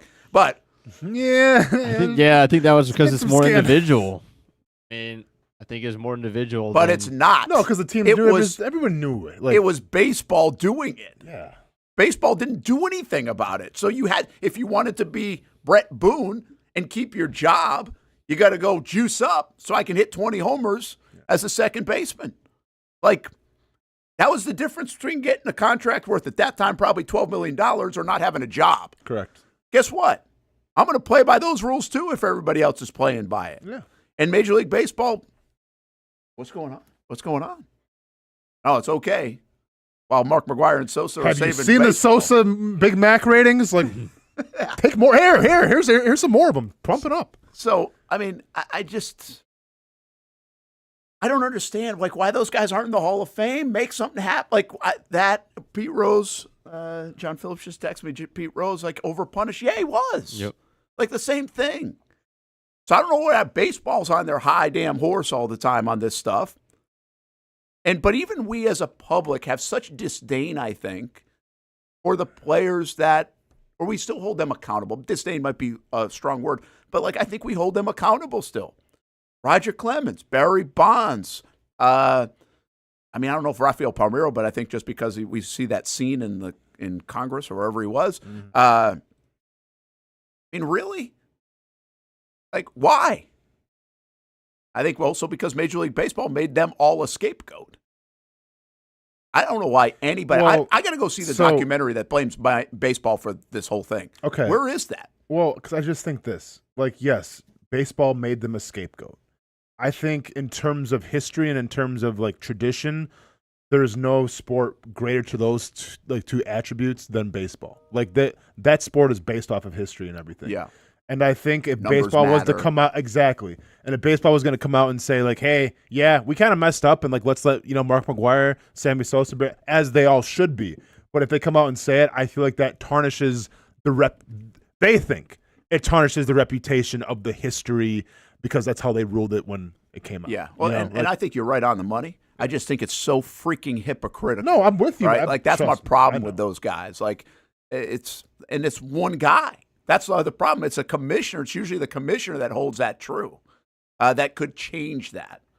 That could actually open the door for these guys that should be in the Hall of Fame to be in the Hall of Fame. And not Brett Boone, by the way, but Roger Clemens and Alex Rodriguez and Barry Bonds. Like these guys are Hall of Fame. So, I mean, I won't get my whole Hall of Fame thing. But I just think it's wild that we don't care about. At the end of the day, I just don't think we really care about scandals. Like we like it when it's happening. It's controversial. It gives you, but I don't think in depends, hindsight Brent. we really care that. It depends much. what the scandal is. Do we still care about Lance Armstrong? No, I never cared about Lance Armstrong. Yeah, never. I mean, I think people did. Well, I mean, some people did because what he stood for, right? Yeah. Because there's the whole Live Strong thing. Like I understand that. Like for me personally, like okay, he was doping. I think a lot of people in the Tour de France maybe doping. It didn't affect me like it affected a lot of people. Like I'll give you a good instance. Like Brian Braun. When Braun got busted for taking, like that one affected me because he sat there and said like I didn't. Like he basically swore in front of everybody, Fair right? enough. And so then all of a sudden he says that. And then it's like everyone wants to accuse him, and we're trying to defend Braun, saying, "Well, he came out and said like that's his word. Like you guys are idiots." That becomes personal. It becomes personal, and then all of a sudden it comes out that he did take it, and it's like, "Oh, well, then you kind of made us look a little stupid, right? Because we were defending you because you said you didn't, and we shouldn't have been defending." And that's I think that's a really good point. I think that's a little bit of the point on Pete Rose. That's what happened for decades and decades with Pete, is that he wouldn't say what we all knew, or whatever, or the way he handled it was off-putting. At the very least, like he thinks we're dumb for a long time, or he just didn't handle it very well in the way it wasn't very graceful. I think we had that a lot with the steroid era too. You're right. Like whether it was before Congress, whether it was in front of a microphone, whether it was statements that these guys weren't very truthful about it. Who was the truthful one? Like one of the first ones was Pettit, right? Yeah. Did Pettit come out and be like, he did. Yeah, I did it. And then you have some grace for somebody like that, like for somebody to admit it. Yeah. Then, from a public standpoint, I think you're right on the money. That's a good point. That might be some of the hostility still toward that era. I think so, but once again, like, and we've talked about this. I don't really care. Like, I care about steroids in fighting. I care about steroids in football because then you're talking about taking people's you could hurt somebody. Like if you take it upon yourself to give yourself a substance that's going to make you faster, stronger, whatever the case may be, recover quicker, that's a competitive advantage from a physical sport. Like I never looked at baseball in terms of doing steroids. It wasn't hurting anybody. Like what was the worst result of doing steroids in baseball? You pitched it faster and you hit more home runs. Sounds sweet. Sign me up. It's not like football where it's like, okay, you hit a little harder, maybe somebody gets a little more hurt. It's not like fighting or boxing where it's like, yeah, you can seriously, obviously injure somebody. I'm going to go on a TED Talk about that. Yeah. But with baseball, what was the worst thing? That's good. Players can play longer, hit balls farther, pitch faster. Bring it, Brent. We talked about it before. XLB. Yeah. Let's start up our league. Yeah, the all steroid baseball league. Let's go. Well, here's one last part about that. I didn't know we were going here today, but what the hell? I think there is a sense, at least for me back in that time, and this is maybe living in my bubble and all this stuff. I've said this more recently too. When you're in that day and age, in your late 90s, I'm coming out of college, big baseball fan, early 2000s. I think what we tried to also reason with, and I always bring up Lyle Alzado here because when I was a kid, that name was popular in steroids, and that was kind of like, oh, he died because he took steroids type of thing. Like, that's what it felt like. But I think in a weird way, we were also like, well, he's going to pay for this later. Like, would you do that to your body and pay for it later? Because he's probably not going to be healthy. Like, Barry Bonds is going to pay for this at some point, or Sammy Sosa, Mark McGwire. Well, what's fascinating to me, and again, another leg of this, is I really start to wonder, and I'm not encouraging it, but like, are steroids really as bad as everybody made them out to be in the late 90s and early 2000s? Depends like, what are people depends what it dropping? was. like that took steroids? No, I mean, you could talk about heart issues, could be a thing. But once again, it depends on what you're taking. It depends how much. Depends if you're doing it right, if you're not doing it right. Like, I'm not a steroid expert. I've never done them. But I would assume that a lot of those guys were probably abusing them and taking more than they probably should have. Yeah. You know? Yeah. And then maybe you have complications there. Yeah. That's fascinating. Anyway, that's all about Michigan, not Oh, then we have this. Yeah. How about this? Like Little League World Series actually listening to our show the other day. You're right? Friends of the show, Little League World Series. You know, it's funny. It's like we in our own mind. Here's how big my ego is. I literally was like, is there a chance that they saw us talking about this? Who was talking about this? I mean, we literally tweeted at him the other day. I'm sure I did tweet at him. Yeah, so here's what well, that's what I'm saying. I'm Like, not taking credit for it, seriously. Okay. But I actually crossed my mind like, I feel like if we were talking about it and as we should have, I feel like Other people people in Little League World Series, like whatever sort of jobs that they have, we're probably talking about it. yeah, too. I know. But no, I know, man. Yeah, it's because of us. Let's go. Yeah, man, I took steroids this morning. Let me be a little bit I probably need steroids based on my voice this week. While Little League International continues to monitor the complexity and ever-evolving world of sports betting, we feel strongly that there is no place for betting on Little League games or in any youth sports competition. Little League is a trusted place where children are learning the fundamentals of the game, so yeah, blah, blah, blah. And families and children playing the game they love for their own personal gain. Don't blah, blah, blah the mission statement of the Little League World Series. What is up with you today, man? I don't know, but I don't blah, blah, blah that. I didn't see a statement coming out of this. Oh, you didn't see a statement? I'm surprised to see it. I just thought it'd be so. It obviously did get like bigger, but see, my view on this one we talked about the other day was that this has probably been going on for years, and Brent just saw it because I got an email about like the Little League World Series odds from and it wasn't like a Hard Rock or a FanDuel or even an ESPN Bet. In fact, we were very transparent and said we're not even sure if it was on ESPN Bet or something, which we felt would be like really wrong if it's on ESPN Bet and they're showing the games with kids. But so my guess is this is like experts for the breaking them down. offshore, like whatever places that are making these. But it came across our desk and I was like, wow, maybe they've been doing this for years. Sure. And they don't do props, but they were still like, you could bet on the Little League World Series, which just felt so wrong. And so they obviously feel a need to come out and say it, which is pretty wild. Well, I mean, obviously, because we had our Friday bets today. So, I mean, you know, I was. Well, hang on. Because I was looking for an excuse to watch the Little League World Series. There wasn't a Wisconsin team in it. Okay, so. Here we go. I was looking for an excuse. So, you know, I was trying to get my beak a little wet and, like, looking up, like. Beak a little wet. Trying to get my beak a little wet. Like the NBA 2K wasn't satisfying. Nah, we're good, man. Nah. But you'd be surprised how many write-ups there were from, like, respectable, reputable, like, betting websites. Really? Talking about the Little League World Series. Really? Yep. That is wild. Yep. So it was a bigger thing then. Yeah. But again, I thought they would have had to release this 2 years ago, not this year. Like maybe this is new. So I think it's new. I think it's new because I don't remember. I feel like if it would have happened last year, we would have known about it. We probably would have saw it. Yeah. Especially Hamby would have known about it. That degenerate. You know, and I've never done this, by the way. I just want you to know I've never done it. It's been around the youth sports, but I was stunned to hear. See, I haven't been around football, like high school football dad. I wasn't that. Now we've been around high school football a lot, including tonight with the Friday Night Blitz. But Hamby, are you aware of this? Or Austen, are you aware of this? Like, apparently, there's a decent amount of wagering that goes on in a high school football stands. Like, that's pretty common knowledge. And I was recently in tune with this about a couple of years ago. Like, that's like, really? We're doing that? Because I never came across that. A dad, or mom for that matter, in baseball or softball world that was like, hey, want to lay a wager that Ty gets a hit here? Like, never.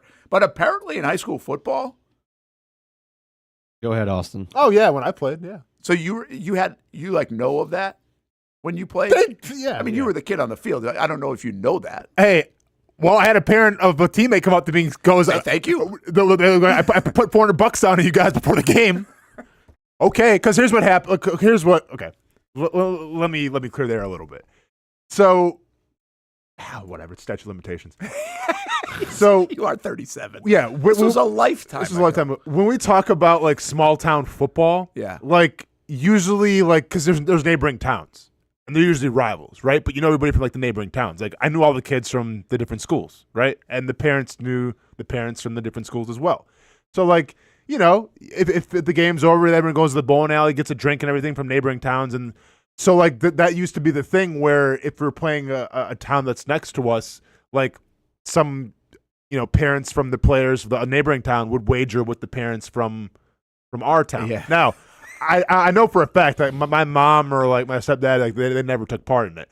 But I do know of parents, like, you know, before we took the field, like, we're warming up, like, you know, maybe had a couple barley pops in you, and the guy would come up to you and be like, "Hey, but I got $400 on this. Let's go, T-Birds." Like, okay, got it. I love the fact. Got it. You were but here's the thing, though, and this, but this is like where, like, okay, $400 is $400, right? When I was in high school, $400 might have been like $25K. Oh, no doubt. I'm like. That's a lot of money. And what's good, I didn't feel pressure or anything because they don't tell us. I don't care. I'm like, okay. But I'm like, you bet $400? Like, that's crazy. Yeah. Yeah. That is crazy. But I've heard that's a pretty rampant thing. And also, I made $80 one time in a church ball tournament because I dunked it. Every dunk that I got, a parent, because we had a deal. Every time I would dunk a basketball in this church tournament against this other team, he'd give me $20. Now that's a little different. Dunked it 4 times. That's actually a bit more common in a church league tournament, though. Baby. Yeah, but in a church league tournament, though, huh? But that's pretty common. And you put it right back in the tithe plate. Hey, yeah, right. Hamby, you ever get paid by your parents if you had a home run or a double or a 3 strikeouts on the mound or something? Absolutely not. That's a pretty common thing, though. Oh yeah, even in Little League. Oh, you get a hit, I'll take you to McDonald's. I'll get you hit $10, and they're literally shouting it from the stands right behind as your kid walks up to the plate. Hey Johnny, get a double, and I'll get you $10. Oh. I can honestly my son say got I incentives never did that. and play football. Oh yeah, right, I remember. I told you this. Yeah. First game, dude, you get 1 touchdown, man. You know, we can stay up a little later. You get 2 touchdowns, man. We're going for ice cream. Didn't think it was going to happen, right? Because they don't, I mean, it's like football, whatever. Yeah, 2 touchdowns later, we're getting ice cream. We're getting ice. I'm like,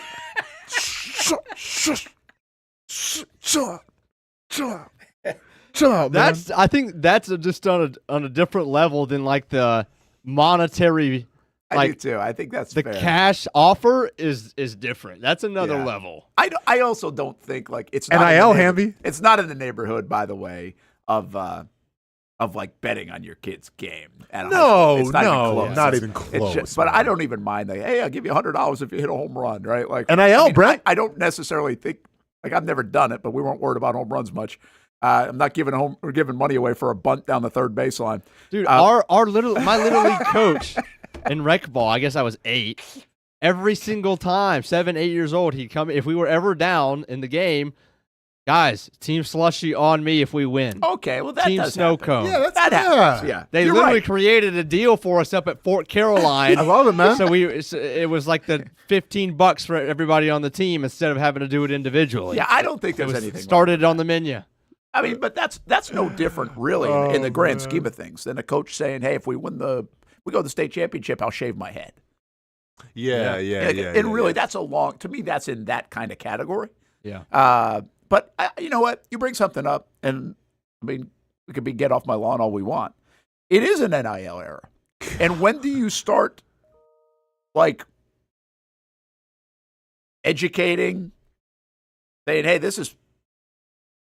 when's too soon to be like, this is a business? Well, remember when like, we by had the way, the kid at Baby Mandarin, Gronk, man. Bryson Making Wright millions. at Mandarin's going to learn that it's a business way earlier than most kids are going to learn that it's a business. Remember about a year ago we had that 6-year-old Pee Wee football player in Duval who announced that he was transferring schools. That's right. That's too early. Not even schools. That's right. That's too early. Okay. Yeah, like, and here's my issue because I'm starting to see it now because Rowan's getting into football and everything, and I'm seeing this like.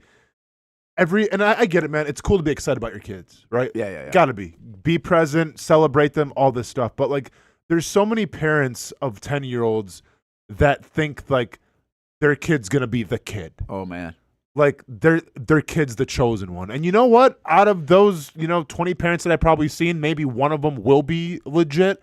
But like I hate to and I obviously I keep my mouth shut because it's whatever. But like you don't know. You just don't know. You don't know. Like, yeah, go ahead and keep pushing them, and see how they feel about sports when they're in college. Like, yeah, maybe NIL makes a difference, but like some kids get burnt out, man, and some kids plateau. Most. Yeah, Hamby. I mean, Hamby, you know this. And some kids like plateau, and it's just like, take your time, enjoy. Like, don't be so focused on. All right, we gotta do this for him. Do that. Like, he's 10. Parents are the worst part of it. I know, man. I know. And by the way, I think it's a tricky time for parents too. At times, I would say this. I said this to. And we got high school football starting tonight, and I said this to Coach, and I said I think the hardest thing is for the adults to handle like the Bryson Wright situation. Mom, dad, I don't know, family. I'm just saying, I think it's a tricky situation. Mom and dad and coaches and everybody else, like principal, ADs, like, and he's just the most obvious one right now because everybody knows he went viral and he's got an NIL deal. Is he 14? He's 14. Yeah. And so, like, that's a tricky thing. I've long said this covering sports. I said because we do this a lot, and now even the covering the big-time recruit is different. And you were a recruit, but you weren't like a big-time recruit. I wasn't the difference between, like, when you're a 5-star recruit or a 4-star recruit or something like that, I think I don't envy it, is my point. I don't envy that. I don't envy that kid. I don't envy that mom and dad. I don't envy all the stuff. From the outside looking in, everybody wants that. Everyone wants to be that.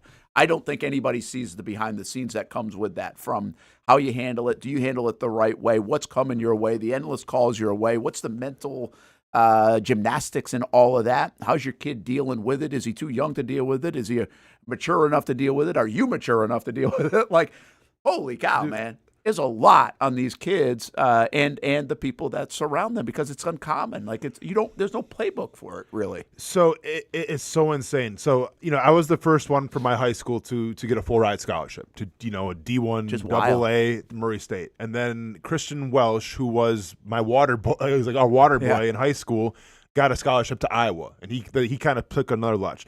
There's another kid now by the name of Kors Loken from my hometown of 1300 Iola, Scandinavia. Kors? Kors? Okay. Like Coors? No, Korz. Oh. I know you guys think, I know, right? Here we go again, right? I like it. Yeah, very on brand, Central Wisconsin. But he's he's the 7th ranked tight end in the country. Wow. And he's got offers from Notre Dame. He's got offers from Florida State, Auburn, Wisconsin, obviously, like pretty much every school. He's a big kid, and he graduates not this year but next year. So he's going into his junior year. So saw some time and everything.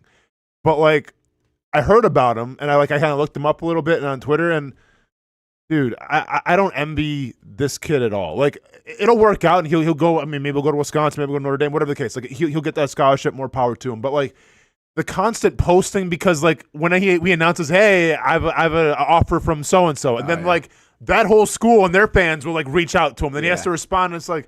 And then some criticize it. Yeah. And it's like he gets so many replies and responses just from like, fans of that college. It's like, and listen, like he's handling it right. I think his parents help him out, which they should. Yeah. But I'm like, dude, just especially being a small town kid like this, which I came up like he did.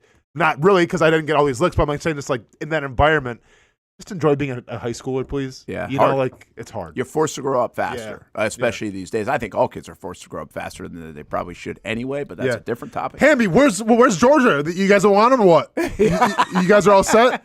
Dude's got 15. Guys. Okay.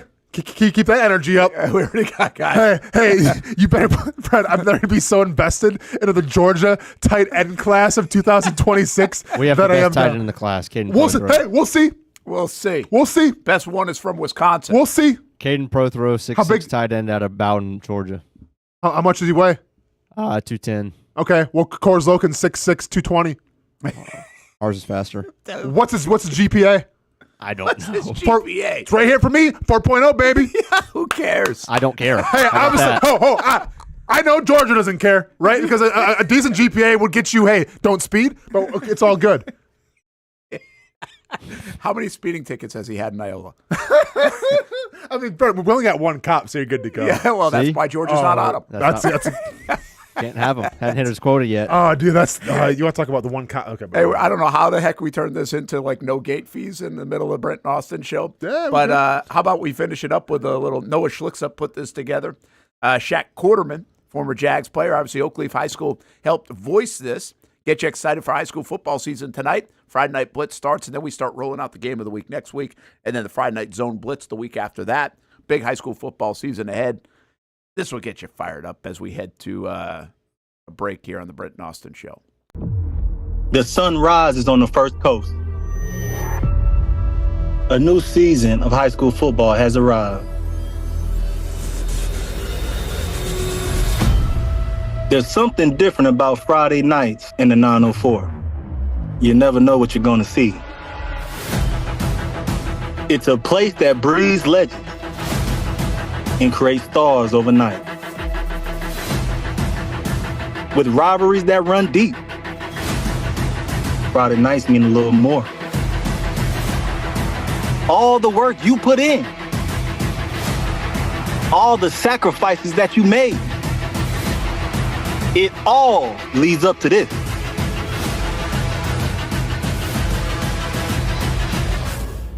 Let's welcome back Friday Night Lights.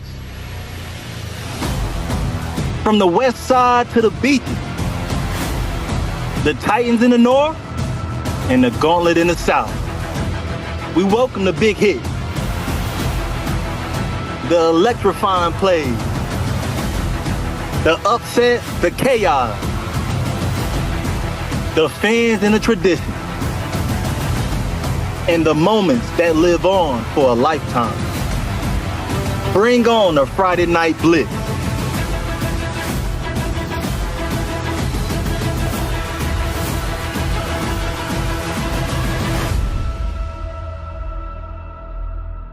Choose your own adventure.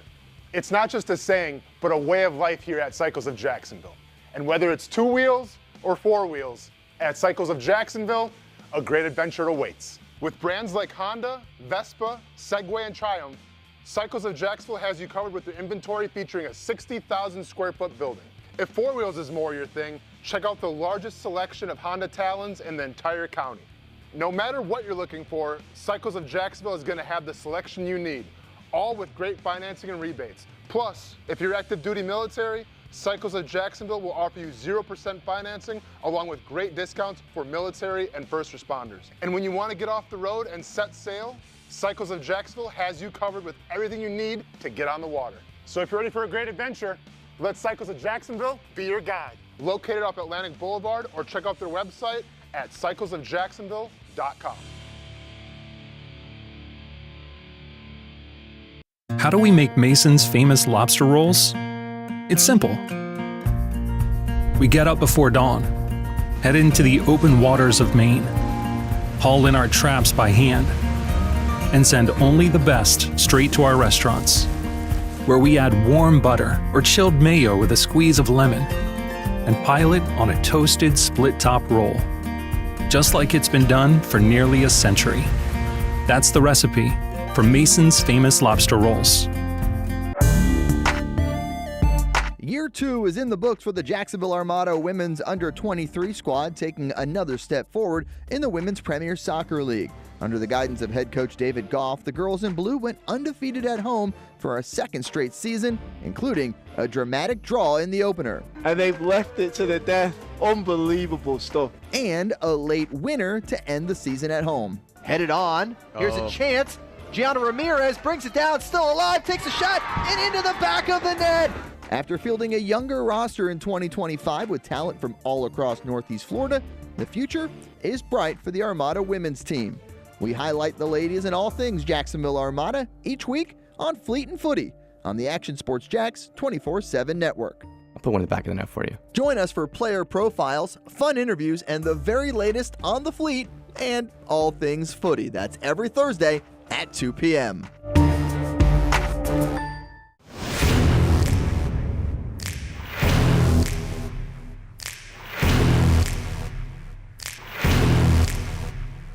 Grab some friends and go to a restaurant, or head out for a drink and some conversation. Watch your favorite team play on the big screen.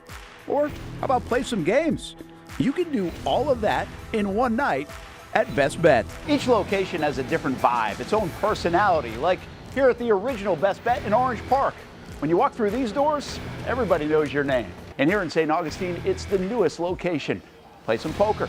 How about the table games? And don't forget about Ace's Sports Bar and Grill. And then there's the Jacksonville location right here on Monument Road. It's the biggest poker room in the state of Florida. Maybe you'll find yourself a seat right here at the final table. Best Bet, where you can have the best of times. And that makes you always go home a winner. Try any of the 3 locations, and you can always visit bestbetjacks.com. Putting your needs first. It's the backbone of how First Florida Credit Union does business. In all honesty, you might as well be speaking another language when it comes to finances. Sure, I'm good with my money, but what am I missing in the fine print? That's what led me to First Florida Credit Union. They're the perfect choice for anyone starting their financial journey because they keep finances easy. Plus, they offer financial education and resources I can trust. So I'm always growing more confident. And as a young adult, I am constantly adding more responsibilities to my plate. From a car payment to a mortgage, it all adds up. Luckily, First Florida Credit Union makes sure it adds up in all the right places and not the wrong ones by offering better rates and lower fees than traditional banks, even if you're still trying to grow your credit. Because as a member-owned institution, First Florida genuinely puts people's needs first rather than focusing on profit. So I know as my needs change, they'll be right there to help me reach my goals. Check out firstflorida.org to learn how you can benefit too. The moment you bite into a Mason's famous lobster roll, nothing is the same. Suddenly, it's 5 a.m., and you're boarding a lobster boat in Maine, heading out to check your traps, keeping only the best, just like it's been done for nearly a century. Because you can't taste lobster this good without it changing you for good. Mason's famous lobster rolls from the waters of Maine. Welcome back to the Brent and Austen Show, streaming on the Action Sports Jax 24/7 network. Hey, part of the lineup, we've already hit a couple things. Scherff and Little League World Series, Jags preview. Again, I think it's important to note here on the Jags that we will have an update by the end of the show, we think, from Liam Cohen on when the starters are starting or whatever's happening, if he's going to be willing to share, which usually the coaches are at this stage. But I'd be surprised if we don't get an answer on that. I am a little bit surprised. I was thinking of this today, and Liv might ask. She's going to be over there for us. I was debating back and forth where the Tank Bigsby question is. In terms of the tweet? Yeah, like it's 3 days later, right? I mean, Cohen hasn't talked since he tweeted. But in my opinion, I'm still looking for answers here. Like, are you curious at all still about what that was, or now just a dead topic? Like, nobody's talking about it. I understand that.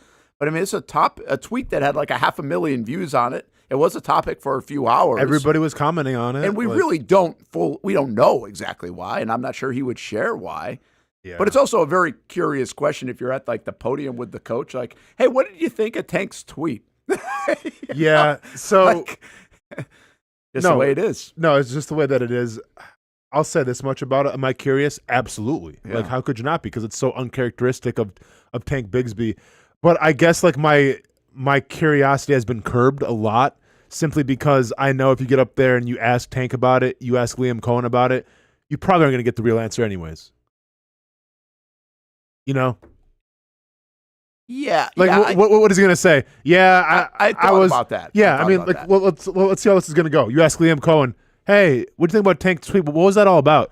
Well, you know, so he ended up going on Twitter and he typed his name in, and then he saw somebody supposedly from the sports media, and it didn't get a lot of interaction, but he felt the need to tweet about it. Yeah, well, and is Tank going to say that? Well, you know what? After practice, I typed my name in Twitter, obviously, as most athletes do, and I searched myself, and yeah, I saw somebody talking smack about me, so I had to step up. Yeah. I think you're somewhat right. But I also, I don't know if Liv's going to ask about it or if anybody in the media is going to ask about it. I was back and forth on, do people still care about it? And Gotcha. Do you create, what could be an awkward situation, or if not everybody's, just thirsting to know what it was, I think is a fair point of view. I could see him simply being like, yeah, it was nothing. And brushing it. The way Liam is, just like, yeah, it was nothing. But I think the follow question, and I do think we even talked about this, is like, hey, you're the head coach now. Like, are these the things that just come with the territory? Sure. Right? Now, whether he gives you insight on it or not. But, I mean, the bottom line is, for a couple hours, it was a story, and it wasn't a story that anybody created but Tank Bigsby. I want to ask, I mean, obviously it's not possible. I want to ask James Gladstone about it. Because, like, his answer would be so damn good, right? Because, like, he would take a simple answer and make it like a 10-minute thing of, like, passion. And, oh, that'd be great. So, anyway, I don't know if we'll get some. But the bigger thing is, there you go, Brent. Well, here's the question, Hamby's Burner. Is it a real question? That's what I'm curious about. I don't know if people are afraid to ask it. I think it's more like, it's 3 days ago. When the coach hasn't talked in 3 days, are you going backwards to a story that had a shelf life, what I think, of about 3 hours? And where's the value in it based on whatever else needs to be asked or other things? Anton Harrison, starters playing, Trevor Lawrence, sloppy scrimmage. Yeah. Like, I really think from our point of view, that's what you think about. And if you're, by the way, there are maybe half the people there that aren't going to touch this question. So then the other thing is, what else do you have to get to as a reporter for your stories this week or countdown to kickoff or anything else that we've got? And how many questions are you going to be allowed to ask in that setting? So there are a lot of things that go into it to see if this would come up. Because quite frankly, here's the deal. I got a production meeting with Liam Cohen tomorrow in New Orleans. Sure. I can ask him about it tomorrow without the podium. Yeah.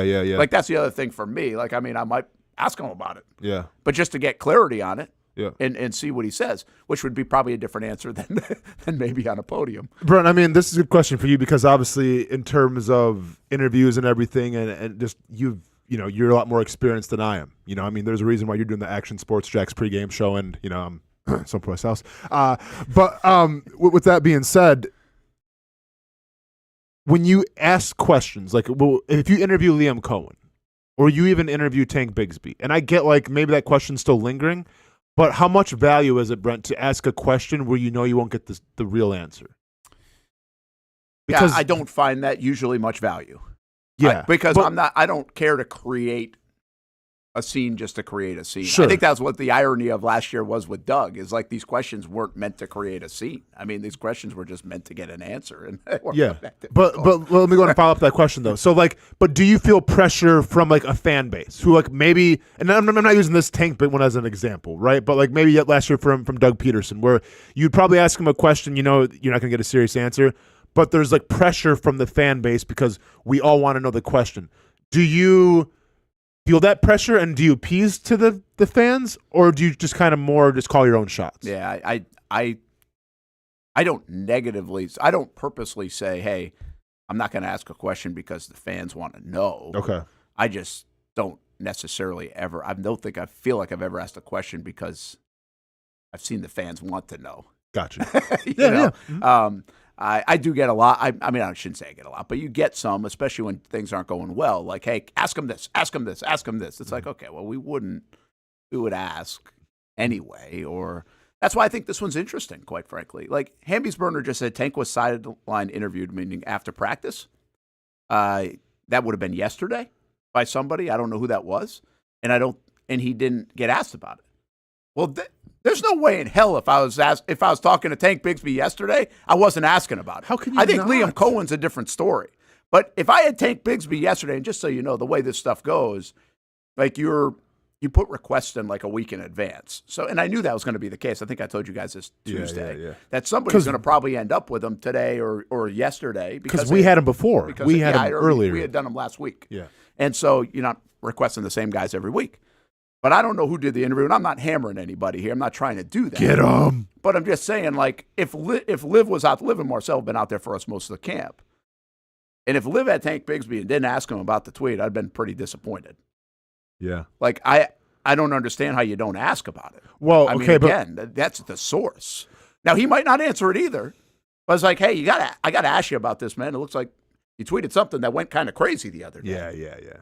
Like, there's a way to ask it without being confrontational. Because you got to ask it. Well, I think, but that's what makes you, Brent. Because I think some people will be afraid to ask that question because it might be offensive. And once again, to the player. Yeah. And then if that's the case, okay, then they're going to remember you. Be like, okay, I don't like this guy anymore. I don't want to give him. But like, I think you're gifted enough to know, like, yes, everybody wants to know this. We need to know the story, but let me ask it a way where I can maybe disarm them a little bit and not like trying to put them like in a corner. In a tough spot. Yeah. Yeah, because it's probably a bit uncomfortable for them. Maybe they wouldn't shed any light. They don't have to. Yeah. Hey, I'm not going to comment. But at least the question was asked. Yeah. So anyway, like it is what it is. And I don't want to make it bigger than it is. I'm probably going to already get a little about this from Tuesday, just doing our investigation. Like, to your point, like that was your idea, by the way. Yeah. Okay. Here's the deal. Don't blame me for that one. We are, but I would defend this in this. Like, first of all, there was a lot going on in real time there. Mm-hmm. A guy that hadn't tweeted in 2 months tweets. And then the guy that was supposed to go to the podium, who's also in the running back room, didn't show up. Yeah. Until we got more detail on it. Like, that was legitimate stuff in real time on our show, Tuesday. Yeah. And that's just, hey, this goes back to you can't just get covered on the things that you want to get covered about. Not how it works. But the way this day and age works for today's athlete is they know we were probably talking about it on Tuesday. And will I get a side eye somewhere from someone on whether it's the plane or the sideline? Maybe. Like, that goes with the territory now. But I think if you have a conversation about it, they'd probably understand where we're coming from too. Of course. You know, you just don't always have conversations about it. But that's, again, good, bad. It feels different when, like, you're 4-13 versus when you're 8-3. Like, all these different things come into play. And listen, I already probably have talked about this too much. I'm just fascinated with this side of our business sometimes. Like, it's wild. It's changed. And I'm not the guy that's, like, ready. I usually am not like, hey, let's go get clicks on this and pepper them. If you wanted to be last year, it would have been the time to be last year with Doug Peterson and his stuff. And you didn't do anything, which is I respect that. I am disappointed that I still haven't got the shirt that I get it now. Or the hat. But maybe someday. But I do. I'm just telling you what I'm really thinking coming in today. Driving in yesterday, I'll just be as honest as I can. Yesterday, I was like, Liv, you got to ask this question tomorrow. Sure. Because I'm not sure anybody else will. And then I thought about it a little bit more last night, and I'm still thinking about it this morning coming in. And I'm like, Liv, you might want to, I texted her, I was like, Liv, you might want to feel this one out a little bit. Like, you've been out there more than I've been this week. You might want to feel where that is, where this topic is. You may even want to ask, like, somebody like a Duraco or somebody if he's going to ask, or would you ask, or should you ask? Sure. I'd lean on somebody like that. Kind of the feel of the situation is different than what it looks like and feels like out here. So to be honest with you, I have no idea if the question's going to get asked today. But, I mean, I'm fine if we want to just sweep it under the rug, but we don't have an answer of what it was about. Do we deserve an answer? Not really. But I'm still a bit curious in my own mind of what was that? But here's the thing, Brent, and this is like, I hope this doesn't happen, but this is why I think you need to ask the question. Because what happens if we're like 4 or 5 weeks into the regular season and there's a discrepancy with Tank Bigsby in the team, or like something's going on, right? And then we can sit back and go, well, all the signs were there. We just didn't look. I mean, it's a sign. Like, now, whether it's because someone in the media had a tweet about him and Dewey, a safety, okay, but at least like then you bury it there. Yeah. Right? But if something does become of that tweet, I think it's irresponsible not to ask that question. All of a sudden, we're 5-6 weeks down the line. It's like, oh, well, maybe we should have asked it because now look what happened. Yeah. Yeah, I think it'll be interesting to see. I don't know. And I don't know if there's a right or wrong. I ain't asking it. I don't know if there's a right or wrong. I'm rocking polo shirts on the Jaguars show. I can't be asking questions like that. That's right. Yeah. I mean, I'm on the team. Leave Tank Bigsby alone. Yeah, like, Brent, I mean, hey, I'm wearing Jags polos, Brent. There's only so many things I can do, okay? Get off it. Yeah. It'll be interesting to see what shakes out about it. But, hey, I'll put a bow on it with this. I don't get the feel, and this is really where it comes down to me. I don't get the feel like you listening to our show, Twitter, Jags, is really like just drooling, waiting for an answer here. Well, but I might be reading that wrong. But I might be the only one. That's the thing. Like, I don't want to be the only one being like, hey, what the hell was that? Because, again, I don't need to ask the question to find out the answer of what it was. Yeah. So, but if our area is still bubbling with this, I thought it would be brewing a lot more on Wednesday than it did. Well, and I understand Dilla kind of squashed it a little bit. There you go. That's what I was going to say. But still, with all due respect to Dilla, it doesn't mean he's right. He also said something else.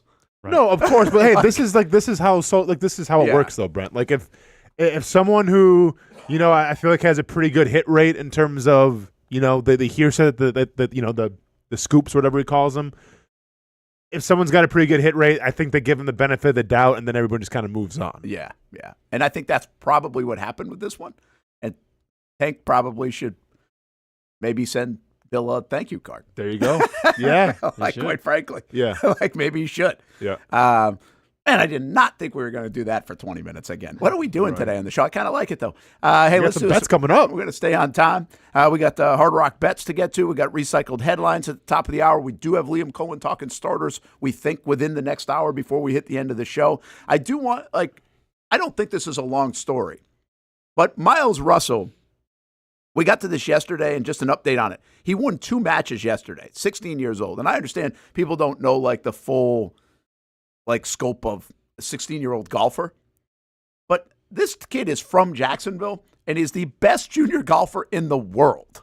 In the world. He's doing things like that Tiger Woods did. Insane. He's that's how big of a story like this kind of could be and where it could go.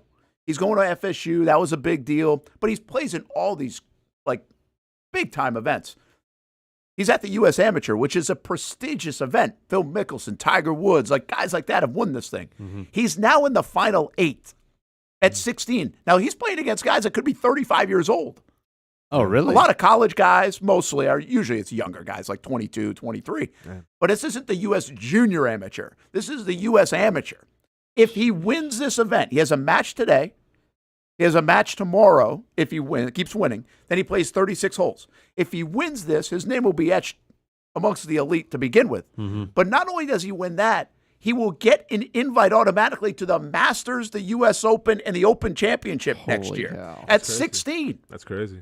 The dude is special on the golf course. And a cool kid, too, but just special golfer. And he's from here. And so I sit here and I'm like, it reminds, I'd have to ask Gary Smiths in the golf world, but to me, I think you got to go back to David Duval in the late 90s to find a guy who was the best in the world, not just at golf, but anything. From Jacksonville. And I might be totally wrong about that. There might be some others. Where would you put Tebow in that mix and everything else? I don't know. So that's my question. Maybe we'll answer it. I kind of jokingly said, is Firehouse Subs the best sub place in the world? Are they ranked number 1? Does Jacksonville have anything that's number 1 in the world? And that's the context of this story around Miles Russell right now. And we're just sometimes I think we're just hey, that's kind of cool. Yeah. That's bigger than cool. That's pretty wild that he's the best in the world as a junior golfer. And Andre's asking if it's on TV. It's been on the late night stuff on Peacock and the Golf Channel. And now they might have more of it today. He tees off, it's out in California. So he tees off at 2 o'clock our time today. But my guess is it'll be on NBC on the weekend. Unless the NBC has the golf. I'm not even sure. For the PGA golf. But yeah, you can find it. All right, let's do this. Hit the top of the hour and take a time out. Get a lot to get to over the final hour. Kasey joins us in just a minute. And get your bets in. How are we going to do? We're all got a goose egg. Yikes. Yeah, by the way, Hamby's Burner just said swimmers, and that's where I thought, too. Caleb Dressel, great call. Ryan Murphy, good call, right? So again, friends of the show, Brent. Yeah, we got examples of Yikes. it. Yes, absolute example. Pretty cool, though, right? Yeah. When you can be named in that kind of way. Noon hour ahead.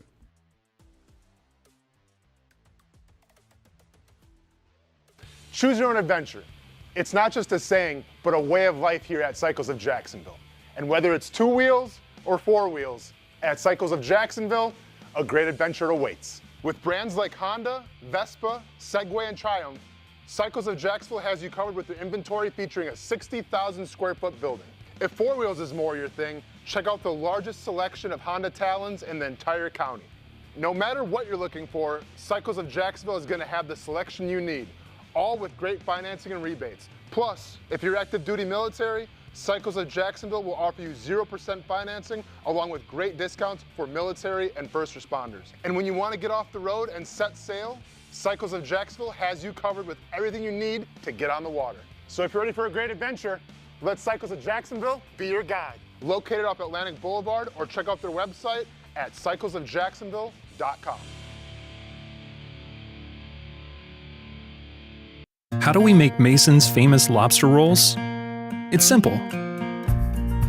We get up before dawn, head into the open waters of Maine, haul in our traps by hand, and send only the best straight to our restaurants, where we add warm butter or chilled mayo with a squeeze of lemon and pile it on a toasted split-top roll, just like it's been done for nearly a century. That's the recipe for Mason's famous lobster rolls. Year 2 is in the books for the Jacksonville Armada women's under-23 squad, taking another step forward in the Women's Premier Soccer League. Under the guidance of head coach David Goff, the girls in blue went undefeated at home for a second straight season, including a dramatic draw in the opener. And they've left it to the death. Unbelievable stuff. And a late winner to end the season at home. Headed on. Here's a chance.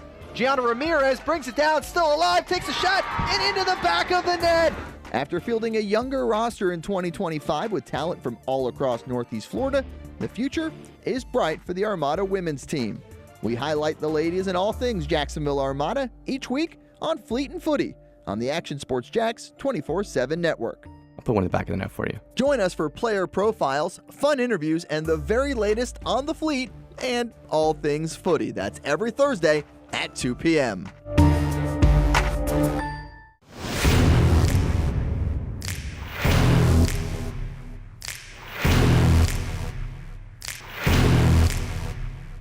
Grab some friends and go to a restaurant, or head out for a drink and some conversation. Watch your favorite team play on the big screen. Or how about play some games? You can do all of that in one night at Best Bet. Each location has a different vibe, its own personality, like here at the original Best Bet in Orange Park. When you walk through these doors, everybody knows your name. And here in St. Augustine, it's the newest location. Play some poker. How about the table games? And don't forget about Ace's Sports Bar and Grill. And then there's the Jacksonville location right here on Monument Road. It's the biggest poker room in the state of Florida. Maybe you'll find yourself a seat right here at the final table. Best Bet, where you can have the best of times. And that makes you always go home a winner. Try any of the 3 locations, and you can always visit bestbetjacks.com. Putting your needs first. It's the backbone of how First Florida Credit Union does business. In all honesty, you might as well be speaking another language when it comes to finances. Sure, I'm good with my money, but what am I missing in the fine print? That's what led me to First Florida Credit Union. They're the perfect choice for anyone starting their financial journey because they keep finances easy. Plus, they offer financial education and resources I can trust. So I'm always growing more confident. And as a young adult, I am constantly adding more responsibilities to my plate. From a car payment to a mortgage, it all adds up. Luckily, First Florida Credit Union makes sure it adds up in all the right places and not the wrong ones by offering better rates and lower fees than traditional banks, even if you're still trying to grow your credit. Because as a member-owned institution, First Florida genuinely puts people's needs first rather than focusing on profit. So I know as my needs change, they'll be right there to help me reach my goals. Check out firstflorida.org to learn how you can benefit too. The moment you bite into a Mason's famous lobster roll, nothing is the same. Suddenly, it's 5 a.m., and you're boarding a lobster boat in Maine, heading out to check your traps, keeping only the best, just like it's been done for nearly a century. Because you can't taste lobster this good without it changing you for good. Mason's famous lobster rolls from the waters of Maine. Welcome back to the Brent and Austen Show, streaming on the Action Sports Jacks 24/7 network. Hey, just a reminder, Carathon going on right now, today and tomorrow with 104.5 WOKV. Rich Jones stopped by earlier this week and told you all about it. You go to 104.5, or no, I'm sorry, you go to WOKV.com and you can see the silent auction. The silent auction has a chance to co-host the show with us, also to come to an Action Sports Shacks prime time with Action Sports Shacks. And also get into the Action Sports Jax Stream 18 golf tournament with a foursome. And if you bid on those, well, hopefully you have a fun experience, but also you help raise money for the Child Cancer Fund. And you saw the number and how to text, and that day going all day today and tomorrow, trying to raise over $350,000. Well, they just got $50,000. Is that just a the minute one ago from Melinda Sowers, who actually played baseball with her son. She owns 2 Chick-fil-A's in town, one on Atlantic in Kernan and one on Hodges in Atlantic. Wow, very cool. Hey, how'd be going? I'm sure that's some of Casey's money getting donated there as we speak. I was there yesterday. That's my money. I was there yesterday. I can't state enough how much, like, this is probably 4 or 5 years ago. I actually probably lost the Carathon a bunch of money because I had to answer the phones. And, well, no, but did you have to answer the phones? You guys answer phones for Carathon ever? Yeah. Okay. Well, because you have to have one hand on the phone talking to people, and then you have to, like, quick write down everything, like the credit. Oh, dude, you want to talk about, like, the small sheet of paper and, like, you're stressing. I probably messed up some people's credit card numbers, like when they inserted it, like they put it in to, like, collect. Yeah. Oh, declined? Okay, bummer. All right. Had the That's wrong another Austin one, my bad. expiration date. Oh, yeah, because it's not like I don't write the clearest as it is. You put me under pressure, it's bad news. Well, the other thing is there's got to be a better way than that, right? I just think it's kind of like the classic, because it's very radio-ish, right? To have, like, hey, call now. And I hear get the it, but phones, you have to think there's a good amount of, like, supposed to be a 3 and I wrote a 6, and now we can't charge your card. Yeah. You know, like, there's got to be a better Yeah, it way. probably is. I'm sorry. Shout out Rich Jones, though. I like Rich Jones. Known good guy, Rich Jones. Yeah, Great guy, Rich Jones. He's a good dude. So he's spearheading that. He's one of the few over effort. there. Hey, That baby Rich. Now you can stop. What? Where's Middleton in that category? Great guy, right? Or not? I said Rich Jones, one of the few. Yeah. That a baby Rich. Brian's a few too, right? Few of the proud? Rich Jones. Oh, dang. Thank you, brother. Okay, it must have been something, huh? Okay. Well, Brian, I don't. Okay. Dang, man. Yeah, I never know with this guy. Man, you never know, man. If you're going to ask questions, you're going to get answers. And by the way, you're going to ask Tank Bigsby. You get Tank Bigsby answers. Speaking of asking questions, I almost threw up on the way in here. What you got? Listening to this show. Oh, there we go. Brent, you're the greatest interviewer of all time. Oh, Brent, yeah. you're such a superstar. Brent, you're not scared to ask any questions. Give me a break. That's because he punched me in the face. Well, earlier. no. Did you not hear the part where I said, and I'm doing a show too of the pregame, the whole pregame. I heard you. Okay, well, but I also heard that was everybody a jab. gushing. Brett asked the best questions at Jacksonville. I didn't know it was That'll really bother Casey. Okay, Matt Jones, are you still on drugs? All right. It's a great question. Fair enough. But, I mean, do we have to sit here and say the greatest question asker of all time, Brent Martineau? I mean, if you look at the resume, Casey, the past couple years, he got the best response from Doug Peterson. And what? Well, listen. Okay, is he the best? He might be. No, but I'm not saying who's got him beat. I don't know. Okay, then. I never listened to a Brent is press the conference bar, like, oh, this is great. Well, I mean, it's like. I mean, like, here's the thing. That's good because I've never held one. You gotta. I think the okay. Fair enough. Without glazing too much. You already glazed the heck out of him. That's how this came up again, Bros. And I'm uncomfortable now. No, Quite. should be, man. Yeah, let's just talk about you right in front of you. I think when it comes to like getting the responses, crazy response, he's at the forefront of that. Doug Peterson. We had how many Doug Peterson soundbites last year because of Brent Martineau? Twice. And anybody else in town would have took those things and parlayed it to like a ESPN game, like a mothership ESPN. Right, so there's a scenario. We're sitting here saying Brent Martineau, known idiot. Turned into something. Right? That's true. We could all been there. That's what I'm saying. We could have been with Pat right now, like opening up the Pat McAfee show with Brent. That's what I'm saying. Nope. Here we are. Ninja's still acting up the stream. The opening doesn't work anymore at their Stadium Pulse for some reason. Like, playing the greatest hits here on the Brent and Austin show. I mean, bro's like, hey, would send me a text, hey, don't make this too big of a deal with the Doug Peterson thing. I'm like, all right, whatever. And then let's sit here. Greatest question asker in the history of Jacksonville sports. There's Brent Martineau and there's nobody else. Give me a break. By the way, I think you might have just come up with a really good idea. What you got? Like big acts, big musicians, right? They get it. Somebody opens for them. Yeah. Maybe we should open for McAfee. Pat McAfee? Seriously. Like, why don't we have that? McAfee's big. Well, I mean, if that's the case, we're We have a bringing back tryout to be an Mugshot Monday. Well, then we're playing all the great. We're cussing. We're cussing. We're doing Mugshot Monday. Mugshot Mondays is back and Hey, better than McAfee, ever. What do you think? Let's change the game, man. You get openers. I think you already changed. At least someone wants to change the game around here. You think he already changed the game? We can elevate the game even more. Yeah, you're right. Elevate the ecosystem. Elevate the ecosystem. I've So heard what do you think? Is that like a 15-minute like opener? Because I'm thinking it's like a It's like comedy. Yeah. It's it's like comedy, yeah. So we're the opener. So what do we get? Like 15 minutes? Probably. All right. So we get a Mugshot Monday every day, obviously, because that's a gold. And what else we got? That's it. That's it. Okay. That's it. We'll have Brad ask Doug Peterson some questions. Apparently, Apparently, I can ask a question. we'll run through all of his greatest press conference hits, and then we'll hand it off to At least I McAfee. wasn't asking Mike Vrabel questions. Did you see that guy go off on the No, I big did. story in New England? Really? Is We already played that one like 2 weeks ago. Is there a new one? No, that's a new one. Oh, my God. So like, like the it. Stephon Diggs stuff is becoming a thing because he hasn't been practicing. Then he's like, I'll be ready to play. He's not practicing. I don't I think. see him score a touchdown all the time. I saw him tear apart somebody in like Yeah. the inner squat, whatever, like an inner. Yeah, I don't think he's been practicing, at least recently. And I saw him at Five Guys. Did you guys see that? No.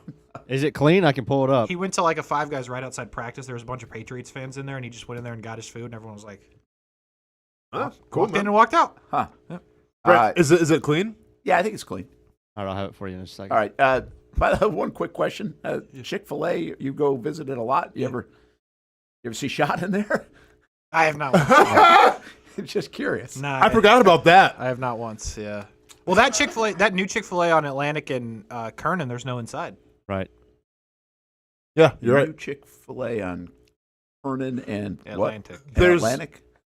That's like past- it's like an outdoor diner setup. I know what kind you're of thing. talking. Come out right on here- the corner. Right up here. Yeah. Yeah, if you come out here and go to Kernan and go left down to it, Yeah, Atlantic, I know what you're talking. it's where the the gym is. and So you there's gotta be no sports. inside. There's no inside. I mean, you can still eat there. Just it's outside. There's like 2 outside tables. There's like a And a carry-out walk-up window right there, and then there's 2 drive-through lines. One for like if you're just normal, I mean, pretty smart if you ask me. and then one if you have like the mobile app. Wow, Dude, All right. I think Is I that can gonna keep be the that new in wave? business. Yeah, that's gotta be the new wave, right? Because like then you gotta like clean tables and you gotta Yeah. clean bathrooms. And like no, like let it just. Because that's a little bit like the Cookout. You guys ever been to Cookout in Oh, yeah, Georgia? yeah. Like they have some of those. They have somewhere not The no trays. inside, and then they do have somewhere they're inside. You guys like the Cookout? Ty loves the Cookout. Murray got a cookout, and that's Oh, my first time when I went back for my Hall of Fame thing. There's no rhyme or reason though to Cookout. You can get a walking taco. Oh, yeah. You can get a double cheesburger. You can get a hot dog. Oh, the you can menu's get a massive. bratwurst cheese. It's crazy. It's amazing. I've It's only like been the- once. It's like the cheeseburger. I mean, it's Cheesecake Factory of Yeah, fast food. that's a I want to great way go to right put now. it. I want to that go good? right- Is it one? It's not one in Jacksonville, is it? They're supposed to be, isn't I there? feel like there was one being built, but I don't know where it would have ended Yeah. up coming in. Y'all I heard- thought it was coming to Florida, though. No, I thought there was supposed to be one. Amby? I don't think so. Can Y'all we- know Canes is coming here. I It's thought they already had open. that. I think Oak it's Leaf already area. I don't know Canes. Raising Cane's? I mean, I know of it, but I've never been there. Gotcha. Oh, a cookout is Good. coming to the place that used to be Freddy's on a Hodges. Yeah, that's what I thought. 5 Right down minutes here. up the road. Yeah, yeah. Yeah, by the Zaxby's. Do they have a Freddy's at the town center, too? Yeah. Near the Starbucks there? Yeah, you're right. Freddy's. Yes, correct. Hey, cheese curds at Freddy's? Oh, really? They're pretty Is that a gas. Wisconsin thing? Freddy's is a Wisconsin? No, I think Chicago, right? Illinois. Yeah, I think you're right. Yeah, But they do it's- have cheese curds, though. Their cheese curds go. I mean, They're not better than Culver's. They are better than Culver's? Can I He's not can a I big- say it or Yeah, he's not a big can fan I- of the Culver's ones. I don't know who we're endorsing, who we're not endorsing. We're not endorsing Well, Culver's. not Well, the Culver's others not yet. Other shows. Well, now we're not gonna. Well, there's another show that I'm on that endorses. With that being Culver's, said, so the they're fantastic. Whataburger Jaguars prep Friday Night Blitz is tonight. was there Sunday. That leads off our Republic Services, RecyclingSimplified.com, recycled headlines of the day. All right. We got the Blitz. High school football starts tonight. We were excited about that. 10:30 on Fox 30, 11:15 on CBS 47 and Fox 30. By the way, the Jags are out of practice now, short practice. They call them Fast Fridays before the game on Sunday. Liam Cohen should talk today. A lot of guys out of practice. Tyson Campbell still not practicing. Eric Armstead had a helmet in his hand today, so there's progression. We got that going for us. What do you do with it? Did he wear? I was gonna say, was he wearing it? Was he taking Or pictures? was it What more he of like a doing? Mason Rudolph situation? Was he swinging it? Let's see what else. Harrison Adoga Campbell working on the sidelines according to Liv. And they are on the bikes. We're following their every move. And then Campbell made his way over to the field for special teams drills. I don't know if he actually was doing anything. I think he was just kind of watching.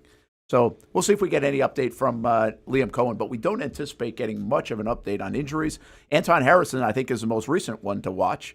And then if you have Anton out, Tyson Campbell out, let's just say Ndoga, Patrick McCarry's been nursing. Now, does that change how you might play? Sure. And even consider playing your starters if potentially 2/5 or 3/5 of your offensive line is out? Good point. But I want to ask you a quick question. Talking about the injuries and everything. What would you ask a question about more? Tank Bigsby's tweet or Eric Armstead's situation? What would you ask, Kasey? I feel like today would be more Tank. Armstead. Oh, really? Okay. Yeah, I mean, I think... Well, because here's the deal. I think Armstead is not going to have a definitive... I feel like you can answer the Armstead question by yourself better than you can answer the Tank one. Okay. And if you can't wait to ask... Like, today's the day to ask the Tank one if you're going to ask it. It's not next week. No, it's... Right? And Armstead's going to continually be a topic anyway. Well, he's got a helmet, Brent. So if you're giving me an either or is my guess. He's got one of the things needed to play football. He does. Let's get some shoulder pads. Now listen, what if we're he really talking actually does about. get out there and play and run around a little bit and do something, maybe that changes.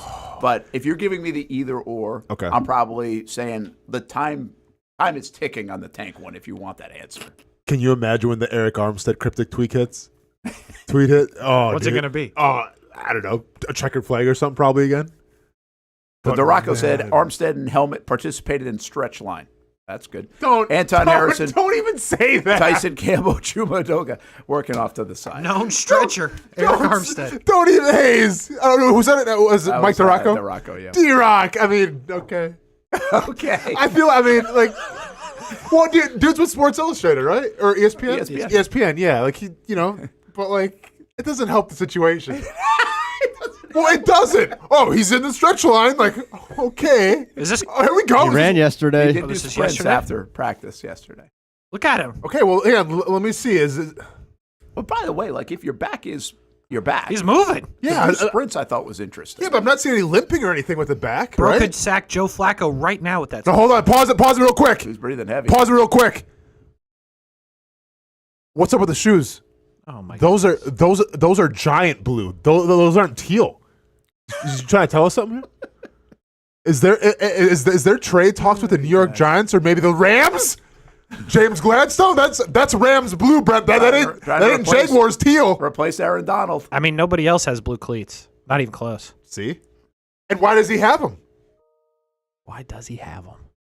These are the questions, Next, Brett, you're going to tell me that Aziz El-Shaair gave them to him. Brett, I'm just saying, man, that I'm just saying, Brent, when you're a high profile, like when you're a guy like him who I assume has a Nike contract, you get to choose what kind of colors you want to have. He chose that color for a reason. What does it mean? Armstead's a big dude, isn't he? Yeah, don't listen. I can't. If he gets traded to the Rams in 2 weeks, so help me. I guess that's the latest, guys, from Jags camp. He's got shoes on, yeah. Coming up. And he did sprints and he's stretching. Wow. What a mess. What a mess is right. It's a preseason. What do you want us to do? I'm just saying, what a mess. Yeah. Hey, Hamby, you got anything from Griffiths for me today?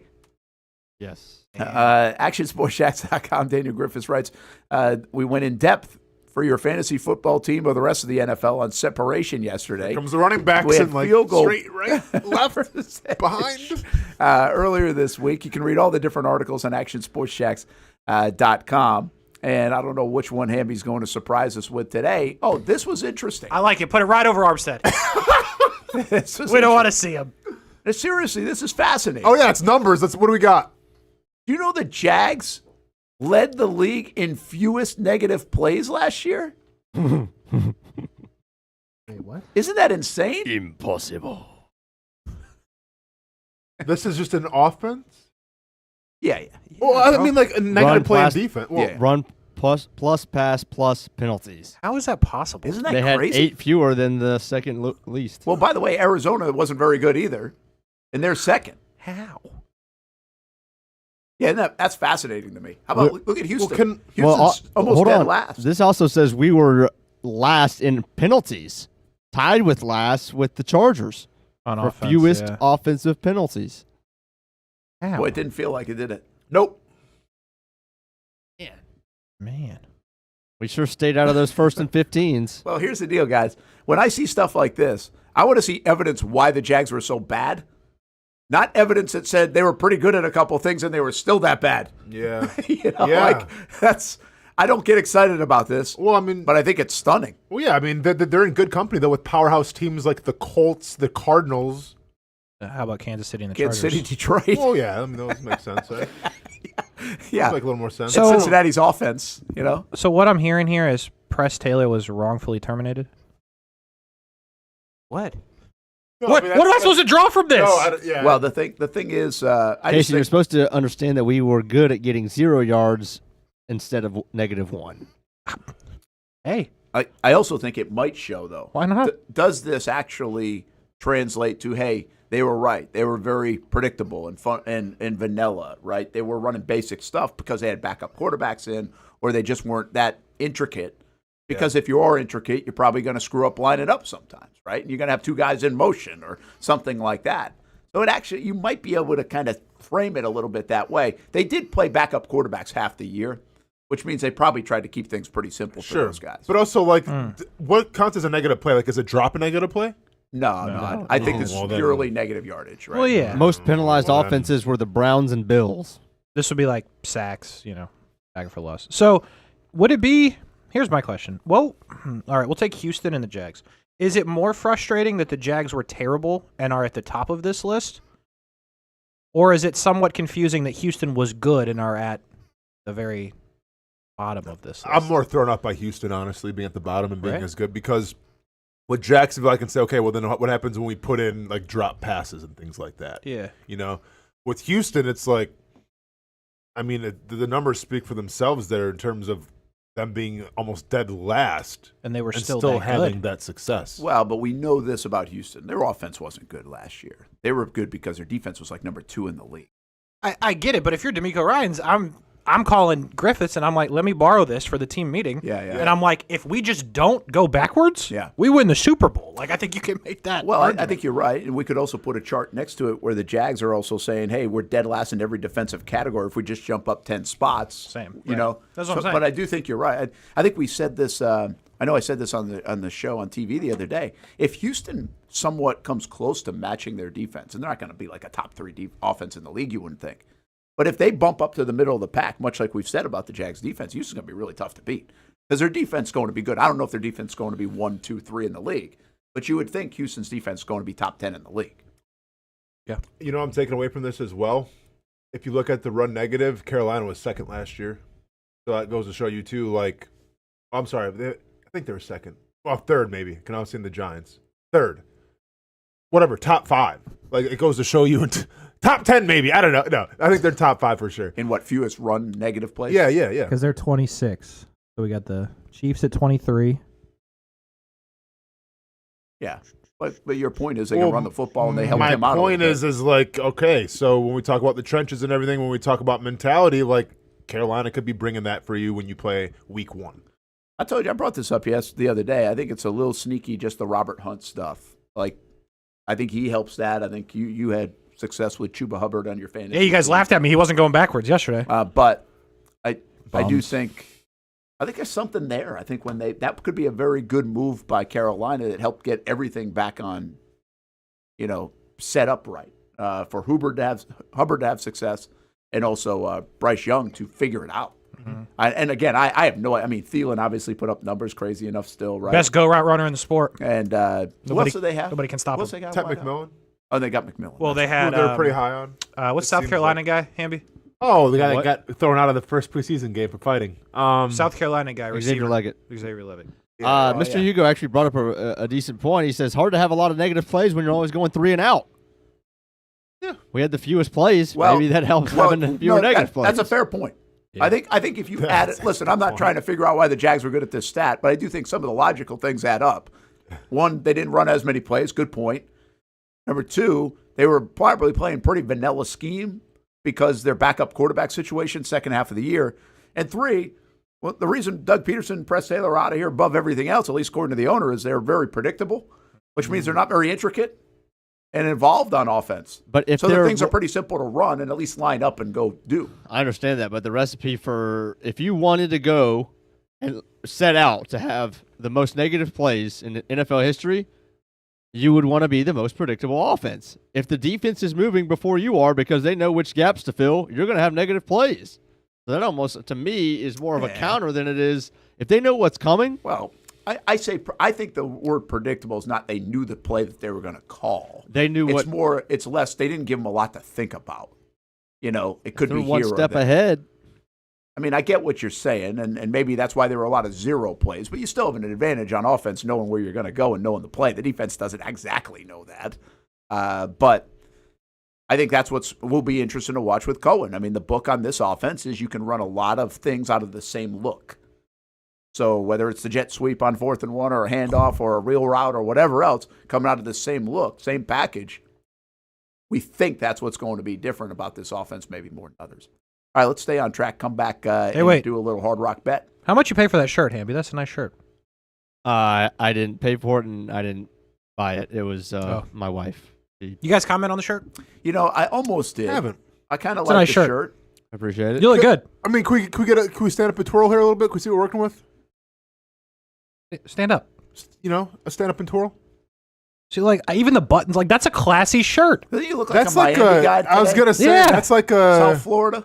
Yeah. How come nobody we're all wearing black T-shirts? This guy showed up dressed to the nines. I don't just want to compliment somebody else. Is that's not cashmere, is it? Huh? What is it made out of, Hamby? I don't know. Is it comfy? Yeah. No, I think it's a good shirt. I didn't realize he was Was wearing that a honeymoon shirt? No. This Oh, that's a good honeymoon shirt. That's a great honeymoon shirt, man. Yeah. You've arrived. As long as I don't have to go to the store. Oh, to be 25 again. Wait, so does she shop? Does she do a lot of shopping for you? Your shirts, all of it? Really? Good for you. I don't want to go shop. What? Really? You guys like shopping? I mean, I sure as hell haven't. Steph ain't picking up my I don't clothes. care. Yeah, but I'll pick up my own stuff. Look, I know my weaknesses. I have zero fashion sense, and I wear the same shirt every single day if I can. If you want to take initiative and dress me in, things that you think that I'll look This good. is gonna be fun. So, guys, it's a new game, dress Hamby. Yeah, so we're all gonna be responsible for one day of the week that we need to dress Hamby. I mean, I practically wear the same stuff every day. What size shirt are you, Hamby? Yep, let's take the measurements down after the break, and then next week it's gonna be our responsibility to find Hamby an outfit he's got to wear. Hamby's gonna be flat Stanley. And then the stream can guess who dressed Hamby that day. As long as y'all come with the clothes. I mean, Brent, this could be some kind of endorsement. Who dressed Hamby? I got it, man. Goodwill? By the way, Ross? Sarah, right? Yes. Well, just think how much we'll be helping her out. Yep. Get that off your plate, Sales Sarah. team, sell it. Let's go. Austen Show. Hard Rock Bet, maybe starters announced or not. Coming up right after this on the Action Sports Jacks 24/7 network. Choose your own adventure. It's not just a saying, but a way of life here at Cycles of Jacksonville. And whether it's 2 wheels or 4 wheels, at Cycles of Jacksonville, a great adventure awaits. With brands like Honda, Vespa, Segway, and Triumph, Cycles of Jacksonville has you covered with their inventory featuring a 60,000 square foot building. If 4 wheels is more your thing, check out the largest selection of Honda Talons in the entire county. No matter what you're looking for, Cycles of Jacksonville is going to have the selection you need, all with great financing and rebates. Plus, if you're active duty military, Cycles of Jacksonville will offer you 0% financing along with great discounts for military and first responders. And when you want to get off the road and set sail, Cycles of Jacksonville has you covered with everything you need to get on the water. So if you're ready for a great adventure, let Cycles of Jacksonville be your guide. Located off Atlantic Boulevard, or check out their website at cyclesofjacksonville.com. How do we make Mason's famous lobster rolls? It's simple. We get up before dawn, head into the open waters of Maine, haul in our traps by hand, and send only the best straight to our restaurants, where we add warm butter or chilled mayo with a squeeze of lemon and pile it on a toasted split-top roll, just like it's been done for nearly a century. That's the recipe for Mason's famous lobster rolls.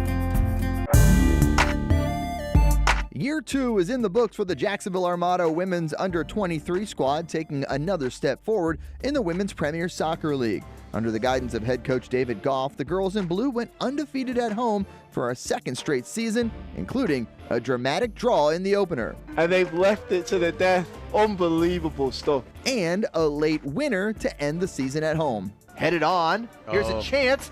Gianna Ramirez brings it down, still alive, takes a shot, and into the back of the net. After fielding a younger roster in 2025 with talent from all across Northeast Florida, the future is bright for the Armada women's team. We highlight the ladies and all things Jacksonville Armada each week on Fleet and Footy on the Action Sports Jacks 24/7 network. I'll put one in the back of the net for you. Join us for player profiles, fun interviews, and the very latest on the Fleet and all things footy. That's every Thursday at 2 p.m.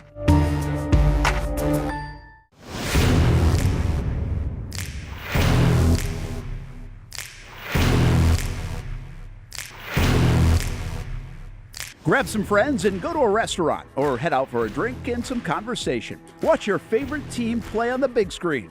Or how about play some games? You can do all of that in one night at Best Bet. Each location has a different vibe, its own personality, like here at the original Best Bet in Orange Park. When you walk through these doors, everybody knows your name. And here in St. Augustine, it's the newest location. Play some poker.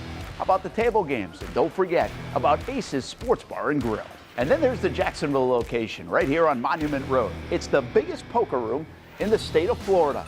Maybe you'll find yourself a seat right here at the final table. Best Bet, where you can have the best of times. And that makes you always go home a winner. Try any of the 3 locations, and you can always visit bestbetjacks.com. Putting your needs first. It's the backbone of how First Florida Credit Union does business. In all honesty, you might as well be speaking another language when it comes to finances. Sure, I'm good with my money, but what am I missing in the fine print? That's what led me to First Florida Credit Union. They're the perfect choice for anyone starting their financial journey because they keep finances easy. Plus, they offer financial education and resources I can trust. So I'm always growing more confident. And as a young adult, I am constantly adding more responsibilities to my plate. From a car payment to a mortgage, it all adds up. Luckily, First Florida Credit Union makes sure it adds up in all the right places and not the wrong ones by offering better rates and lower fees than traditional banks, even if you're still trying to grow your credit. Because as a member-owned institution, First Florida genuinely puts people's needs first rather than focusing on profit. So I know as my needs change, they'll be right there to help me reach my goals. Check out firstflorida.org to learn how you can benefit too. The moment you bite into a Mason's famous lobster roll, nothing is the same. Suddenly, it's 5 a.m., and you're boarding a lobster boat in Maine, heading out to check your traps, keeping only the best, just like it's been done for nearly a century. Because you can't taste lobster this good without it changing you for good. Mason's famous lobster rolls from the waters of Maine. Welcome back to the Brent and Austen Show, streaming on the Action Sports Jacks 24/7 network. Well, here's our leaderboard. Damn! Take this off the screen. Hard Rock Bets leaderboard. This is terrible. It's only 1 week in. It'd be an 8. Ugh. Why is Brent's name first? Hey, they almost made your emoji. He almost said, man, it's close, Casey. That was close, man. That's what you should have put instead of zeros. Yeah, just that emoji. That's good. The idea here is we just got going last week on this, and we get $20 to spend. Correct. And you can do a $20 bet if you want. Good, sure. Or you can sprinkle it in, and then we'll keep the leaderboard. And what's every month? The loser. We'll spin the wheel of loser spins the wheel of misfortune. And there's one more caveat for timing of placement, right, Casey? Oh yeah. If you do your bets during the show and someone calls you out on it, oh yes, you got to spin. It's an auto spin. If you call them out and you're wrong, it mostly is a you thing. It was designed for you. It's designed for you, but I feel like everybody else is going to get away with it. Yeah, I mean this is essentially the tush push rule, where like we get it's for everybody. We're but, trying to stop the Eagles. Hey, but we're looking at the Eagles more than anybody. Yeah. You know? All right. Not that. Just to confirm, you're not the Eagles of sports betting. Sounded like it. No. Apparently not. No. Sounded like it. You guys are full of compliments today, which I very much appreciate. We're all going to be donating plasma in no time here, but let's get it again. Let's re-up. Hamby said he donated plasma like 20-something times one year in college. Yeah. Yes, How I much did. do they pay for that? About $100 a session. Takes about 2 hours. Doesn't It takes 2 hours. Yeah, be careful with this. Is it cash? They put it on a debit card for you. So you can draw it out as cash, or you can just use the card anywhere. How about that? How about the other I need to talk to bodily a fluids that you can donate? Don't you make $1,000 or something for that? No shot. You really? Seriously? I don't know. You know what I'm saying? Like at Yeah. your height and stature, maybe you do. Ooh. Oh, is that how it works? Is that like I would for me? You think that's how it works? Like, depending on like your health and everything, you get more money? Yeah, Oh probably. man, I mean, if I'm getting first round picks here, well, I didn't know. Why wouldn't you?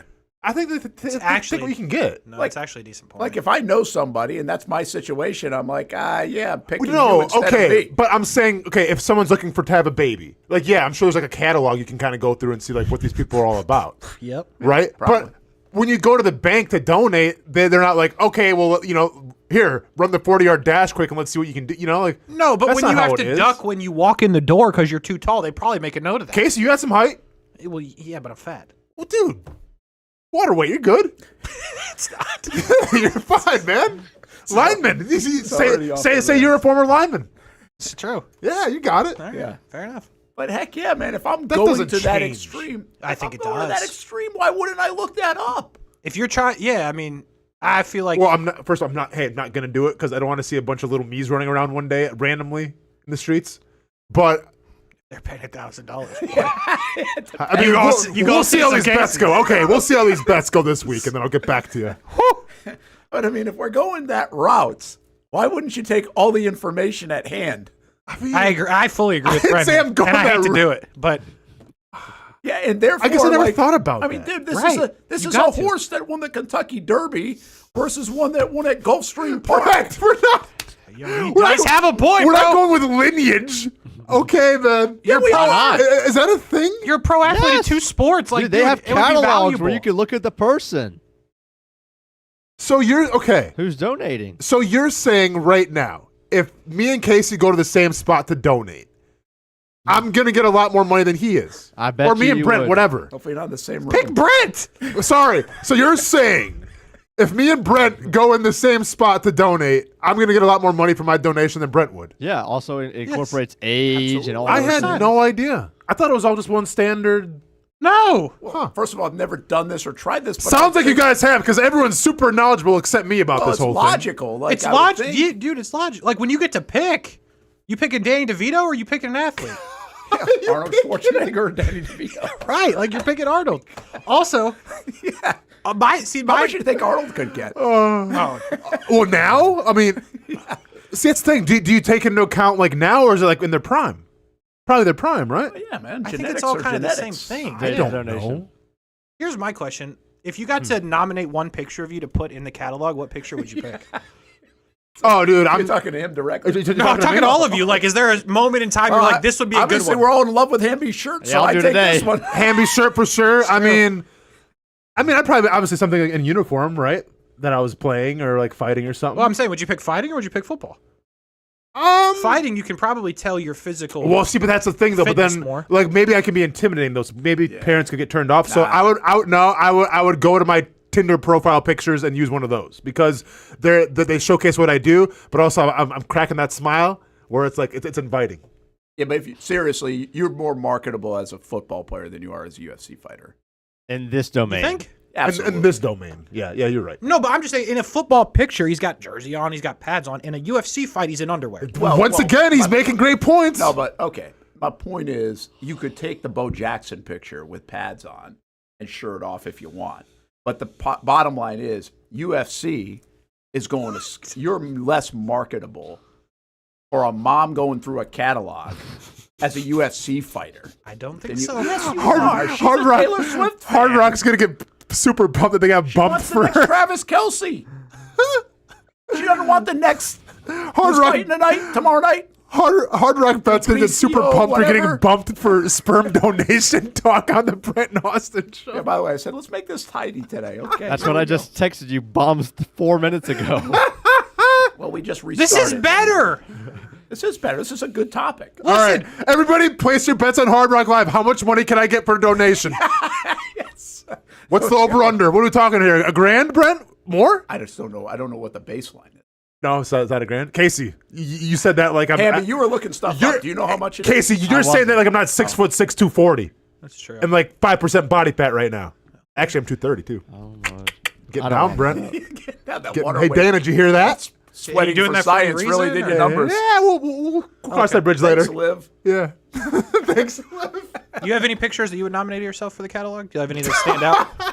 Like maybe you playing college baseball? I would play the Doug Peterson interview video when he said you wouldn't understand and just have that on repeat. Like when folks can go through, I don't here's an think I'm iPad very of Brent. marketable here. Brent, just have an iPad with you asking questions. You got to try.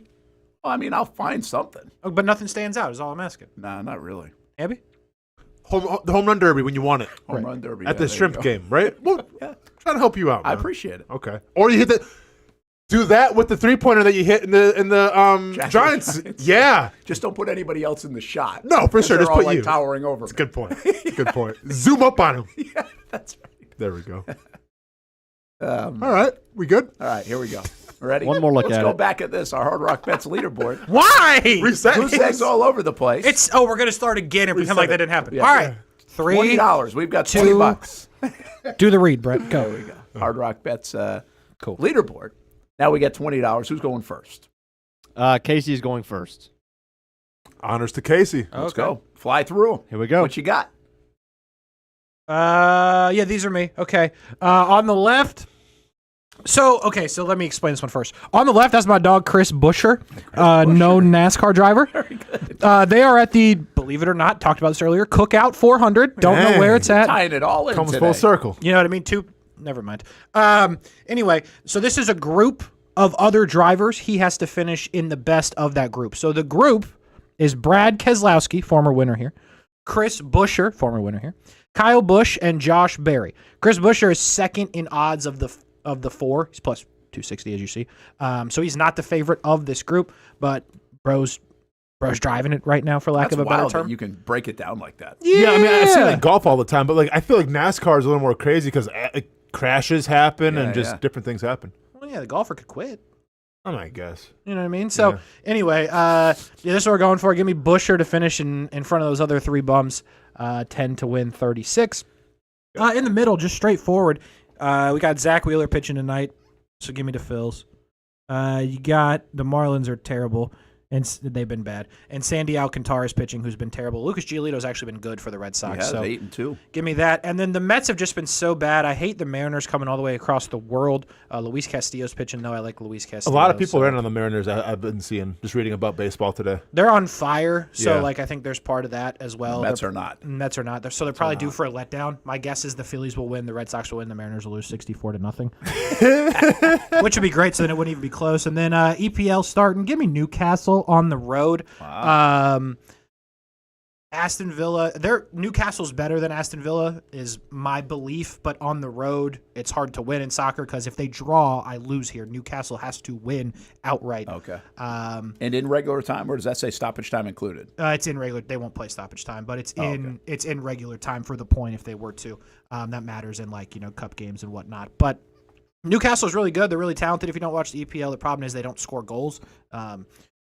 Which is a problem if you're trying to win. So I think they're the better team, even though they're on the road. Maybe they get it done, maybe they don't. But that's what we're rocking There you with. go. Who's next, Hamby? All right, so just to total it up, that's a 20 to 60 to win 65 burger for Case. I tried to get on the board. I like it. All right. That's what it's all about now. Go ahead, Austin. All right, so check this out. Because I'm a degenerate and I am a sicko, so I got to bet preseason football. I'm taking the Seahawks against the Chiefs. Seahawks can pound the rock. I think there's going to be a little more investment of playing some of their go-to guys as opposed to the Chiefs, who I think are going to be kind of resting everybody for this game. It's at Seattle. Maybe the 12th man gets bumped down to like the 8th man because it's preseason, but that can make a difference as well. Give me the Ravens 1.5 over the Cowboys. Yes, you're playing at Jerry World, but it's the Ravens and it's preseason football. I feel like that's just, goes hand in hand. And then also go ahead and give me the Falcons plus 3.5 at home, unless they're playing Canton. They're not, right? We're good? They're at home. We're good? No, they're at home. Okay, they're at home. Against the Tennessee Titans. Titans didn't show me anything week 1 of the preseason. Why should they show me anything week 2 of the preseason? Next thing, you know what they say, when you walk through a storm, you'll never walk alone. Hold your head up high like a lark, something like that.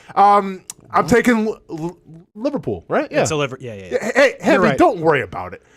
It's soccer stuff or football stuff. Liverpool, defending champions of the English Premier League, playing a team I've never heard of before in the English Premier League. So you know what that means? I'm all up on Liverpool. Go and give me anytime goal scorer, Gakpo. Do you know his first name? Yeah, Christian. Christian. Charlie.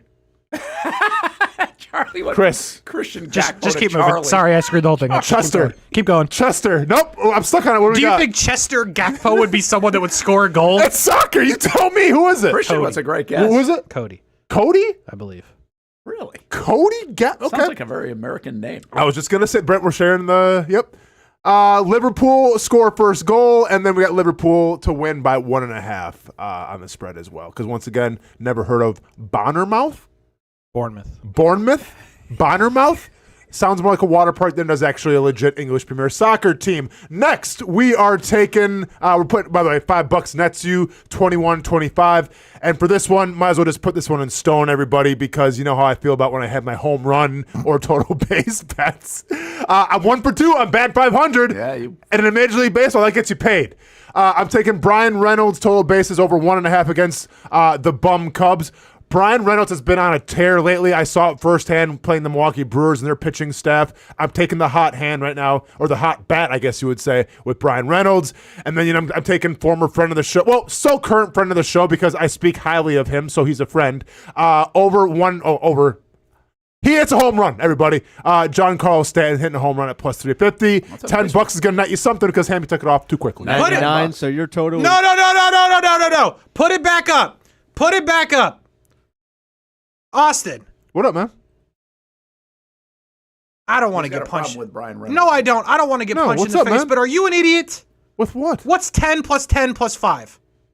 Is it 20? Oh, my bad, man. I didn't catch that either. boy. My bad, man. All right, so, hey, you just make the $5 one on the end, right? So it's now $50. Yeah, $50. Okay. So $5 gets me 50. Sorry, everybody. My bad. I was just saying you can take the 5 off if you want. Get rid of Liverpool. No, I have soccer fever. All right, so yours is 20 to win 135. We'll do the math. Casey's max is 65. All right. Austin's is 135. It's opening what? Match day? Match day 1. What do they call it? It's match day 1? Hamby, you or me? This is me. So you don't use the dark feature on your phone? I guess not. Okay. Huh. I didn't notice that, Brent. Yeah. Should I for this? No, you just, it tells you you're 1,000 years old, but go on. Yeah, my eyes aren't good with the dark, probably. Apparently not. They'd probably be easier on your eyes, honestly. You think so? Yeah, man. Maybe I'll try it. Yeah. I'm a light, bright, positive This is hurting guy. my eyes right now. I'm just saying. Ludwig. Come on.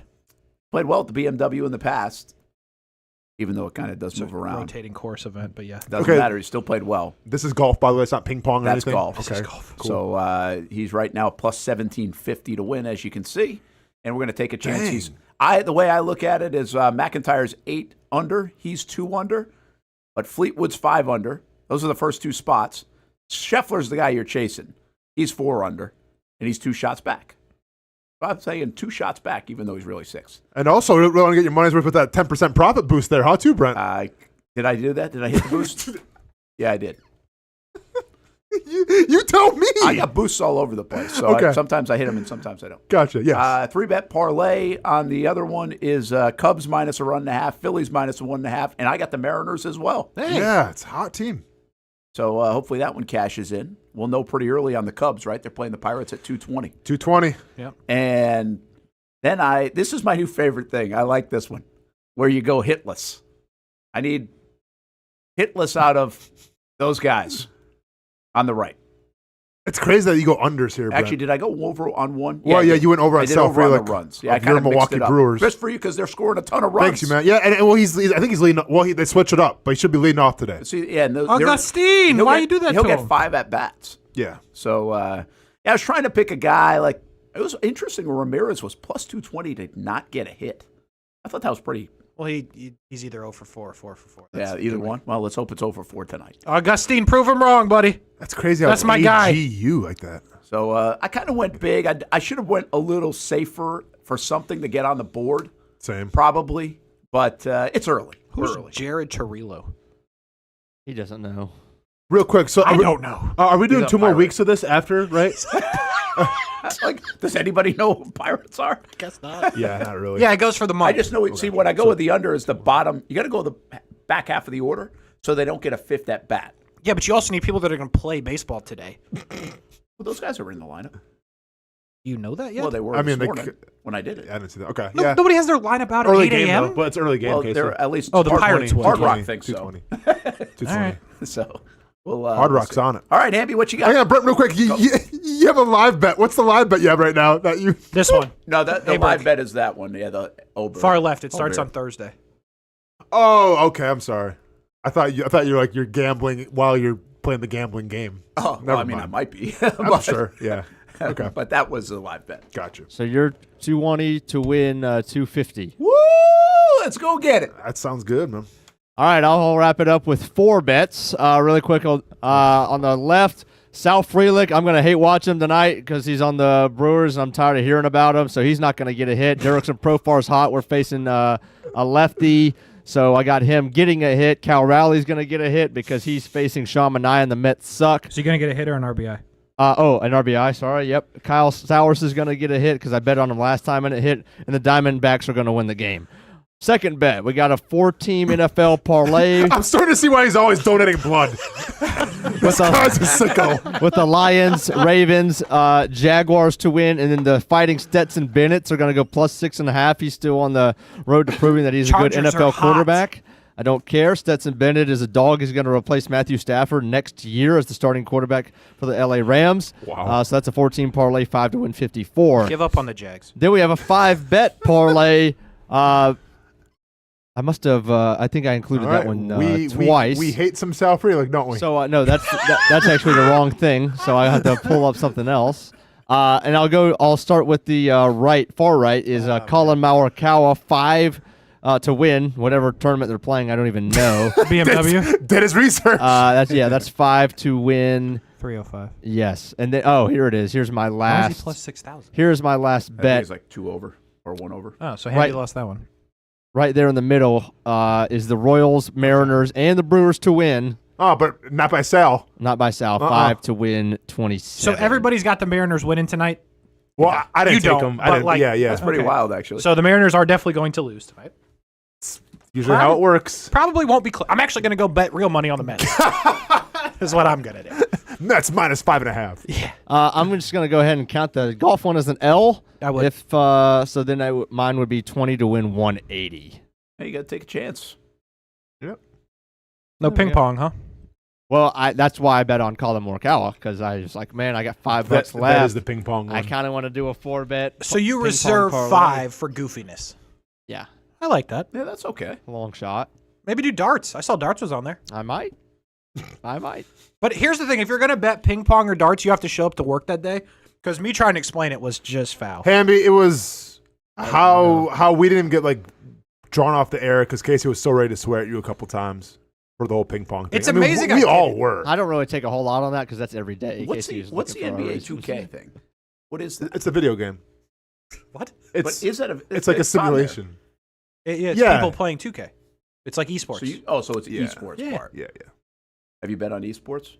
Not 2K, but yes. Rocket League. Counter-Strike. That's next level. Oh well, okay. So here's the thing: like, if you go like message, like, there's some things you can follow that like people give you because esports is actually pretty good to bet on. It is because it's pretty reliable, like in terms of like the sharps that know about it. So if you follow some of them, they can kind of point you in the right direction. Interesting. I'm trying to pay my bills, gentlemen. Yeah, man. All right. I mean, do you think Kasey's got like all like the networks of watching esports 24/7? No, I'm sure you probably follow somebody or you know somebody. Yeah. Well, there you go. I'm trying to figure out. I don't see anything yet from Jags practice. I think they might still be practicing. They're probably not going to be playing then. I mean, it's supposed to be a fast Friday, Brent. Yeah, it's supposed to be pretty quick practice. It's a slow flow. We got a couple minutes, Friday. so we'll see if Liv. Let's just sit here and wait. Just wait for it to come. So should you go overextend the show a little bit just to wait to see what Liam Cohen's got to say? Let's just hold it out. Can. Let's do it. We don't need to right yet. It's only 54. We got a little time if we want. All right, Liam, you got 5 minutes. And in that time, I can tell you, hey, we got a full weekend because we got the Friday Night Blitz tonight, 10:30 on Fox 30, 11:15 CBS 47, Fox 30. Starts up in Georgia and other places around the SSAA. That's not the FHSAA conference. Those are real games in Florida. And then we've got jamborees or kickoff classics in other places. So we'll have that for you tonight. Basically what we call our preview show for the Blitz in this 2025 season. Everybody starts for real next week. Then tomorrow night, Action Sports Jack's Primetime, Jack Kaiser, Austen Lane, Conversations, 10:30 on Fox 30, 11:30 on CBS 47. And then Sunday, we will be in New Orleans, 1 hour countdown to kickoff. That's at noon on CBS 47. The game's on CBS 47. And then postgame show, 4 to 4:30 on CBS 47. And we put a bow on it with Action Sports Jack's Prime Time. So we'll be coming in Monday talking about a Jags game. We don't know as of yet if the Jags are going to be playing their starters or not. At least we haven't seen it.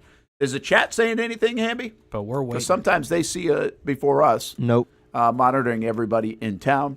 But, yeah, I don't see anybody at the podium yet, which means that's going to take a few we're in it for the long haul. Let's just sit here. So, an hour pregame show on Sunday from the Superdome. Good luck, my brother. What's your favorite food in New Orleans when you go? Oh, man. I mean, you got to go with the classic gumbo or get some etouffee, man. Yeah. Or if you're into desserts, like what's the powdered donut things? Oh, yeah, the beignets. Beignets. Yeah.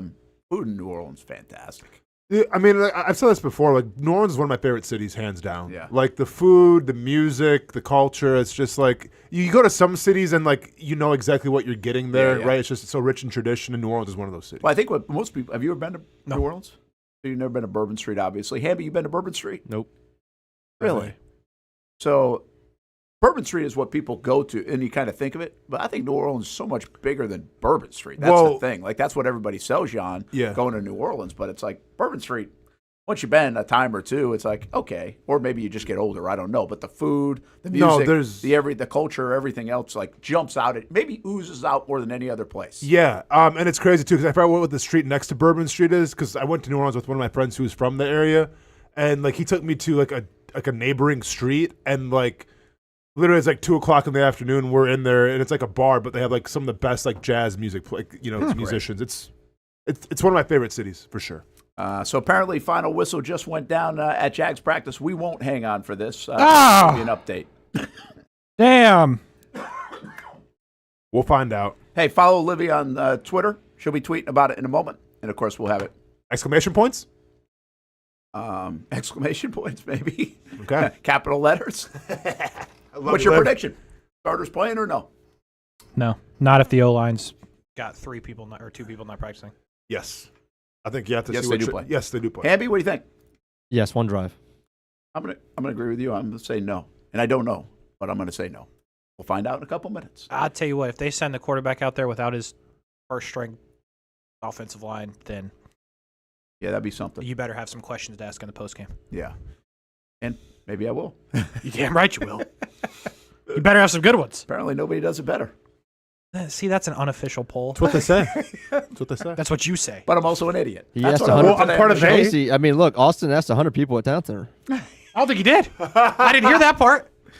All right. Then those people, clearly, we've established, are idiots. If you watch on ActionSportsJacks.com, you got Storytellers of the 904 coming up. We continue that. And also 4 o'clock, Young in Norvell. Did he have the mic in front of him yesterday? Yo, that's a devious thing to say. I respect you greatly for saying it, though. after I got yelled at for saying what I said earlier in the show, he did. Good. The videos all the time, by the way. I went back and watched the video. Oh, it's unreal. I was so confused because I'm like, where's the? I'm like freaking out in there. That's what I said because why didn't Kasey like tell him? Like, I couldn't figure it out. I'm looking around like, what is going on? I unplugged the soundboard and I'm like, is that the mic in? Do I know couch? my Scrap House co-host? Do I know my Scrap House co-host? I knew exactly what happened. Have a good weekend, everybody.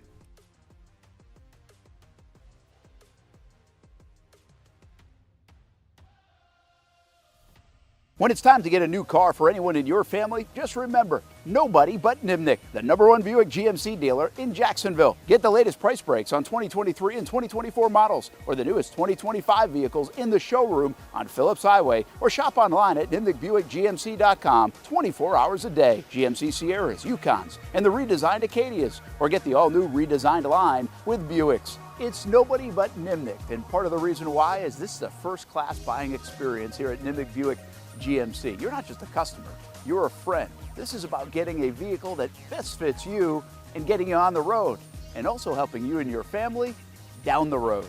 Nimnick has a treating you right guarantee, courtesy, respect, fairness. And most Buicks, GMCs, and Jacksonville's only Car Bravo dealer, nobody but Nimnick. Who has put in the most years and stands behind a better experience? Nobody but Nimnick. GMC. We are professional grade. If you look good, you feel good. And the medical professionals here at Ponte Vedra Vein and Aesthetics are here to make you feel your best. I'm on camera every week, and I have a confession to make. I'm not always confident in my appearance. Can you see my dark circles? Is my makeup highlighting my fine lines instead of covering them up? I question it all. So when I found out about the wide variety of procedures here at Ponte Vedra Vein and Aesthetics, I knew help was just one appointment away. Medical Director Dr. Megan Deacon Casey and her board-certified physicians have been using the latest in cutting-edge technology for the last 10 years, giving men and women their personal confidence boost. From Botox, fillers, Morpheus 8, and so much more. The hardest part was figuring out what I needed. Thankfully, the medical team walked me through what would work best for me through a free consultation. Come look and feel your best with the team here at Ponte Vedra Vein and Aesthetics. Visit them at one of their 2 locations, either over in Ponte Vedra or on the south side. I've been telling you about CGC Water Treatment and Plumbing for a long time now. Their drinking water systems remove up to 99% of contaminants. We've had a Connecticut water softener and drinking water system in our home for more than 7 years. You can see the difference whether you're washing clothes, the dishes, or what I like to do most, fill this up for some coffee every morning, and mostly all day. Remember, if you're not filtering your water, you are the filter. Don't be the filter. Right now, you can get a free Connecticut reverse osmosis system with the purchase of a Connecticut Premier Softener. The experts at CGC Water Treatment and Plumbing will test your water for free and determine your water score. Don't know your water score? CGC will find out and recommend the appropriate Connecticut water treatment solutions so you can improve it. Call 904-552-1242 or visit cgcwater.com. Ask about our 90-day love it or leave it guarantee. CGC Water Treatment and Plumbing, an authorized independent Connecticut dealer. Florida license number CFC 1432579.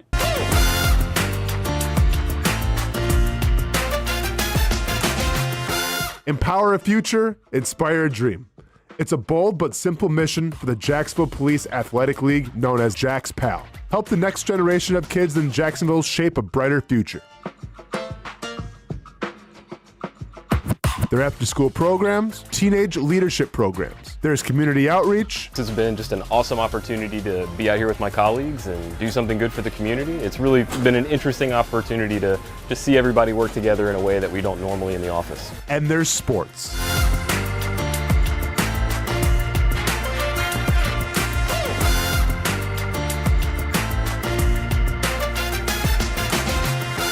There are also ways you can help the next generation with a donation of any kind. Just visit jaxpal.org to get more information. Empower a future, inspire a dream with Jax PAL. Most of us know how to throw.